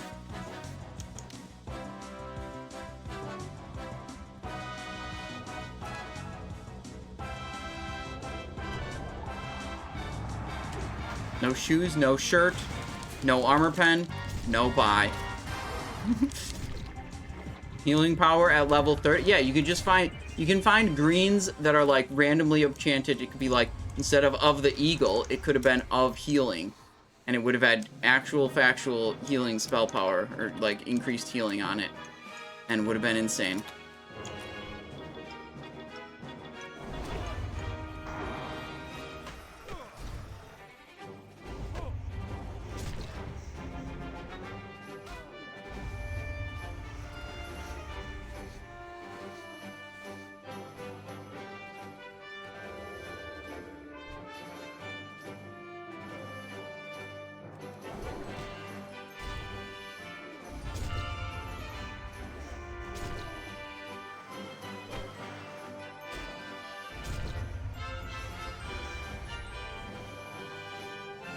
You run SFK Dagger. Nope, this is the Ziggler. Level 34. It's just a world drop. Bought it on the auction house.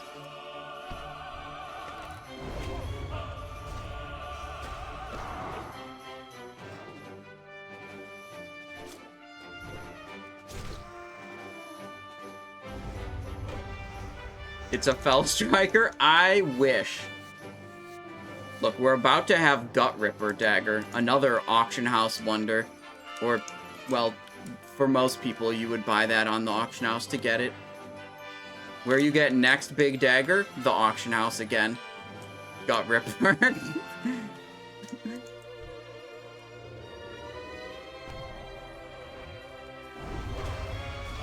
Cosmonaut, we're about to ding. Almost there. 38, about to be 39. Expensive? I don't know. One of my stream viewers got this for me and gave it to me. Last I checked... Oh, wait, hang on. Report player. Inappropriate communication. Text chat. Harassment. Report. Occasionally, some people make level 1 characters to send offensive harassment messages to me.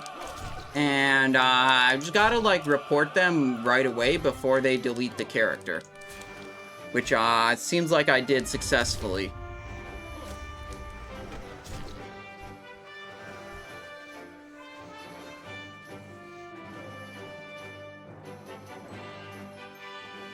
I know it's because they're just jealous.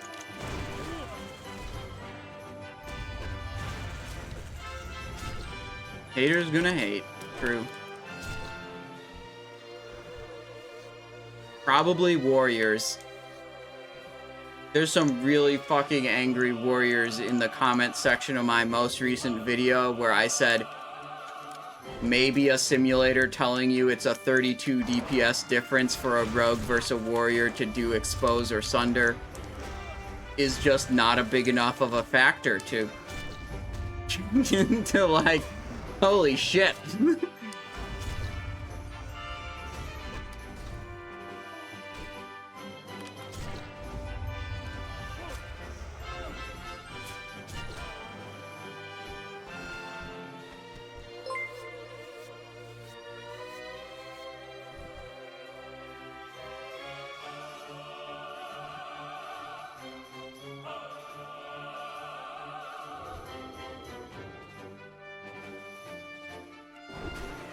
The good warrior, the good Sunder emote is still there. God, that's such a good picture of me. Look at that in maximum resolution. Look at that beautiful picture. Warrior Sunder. There we go. 39.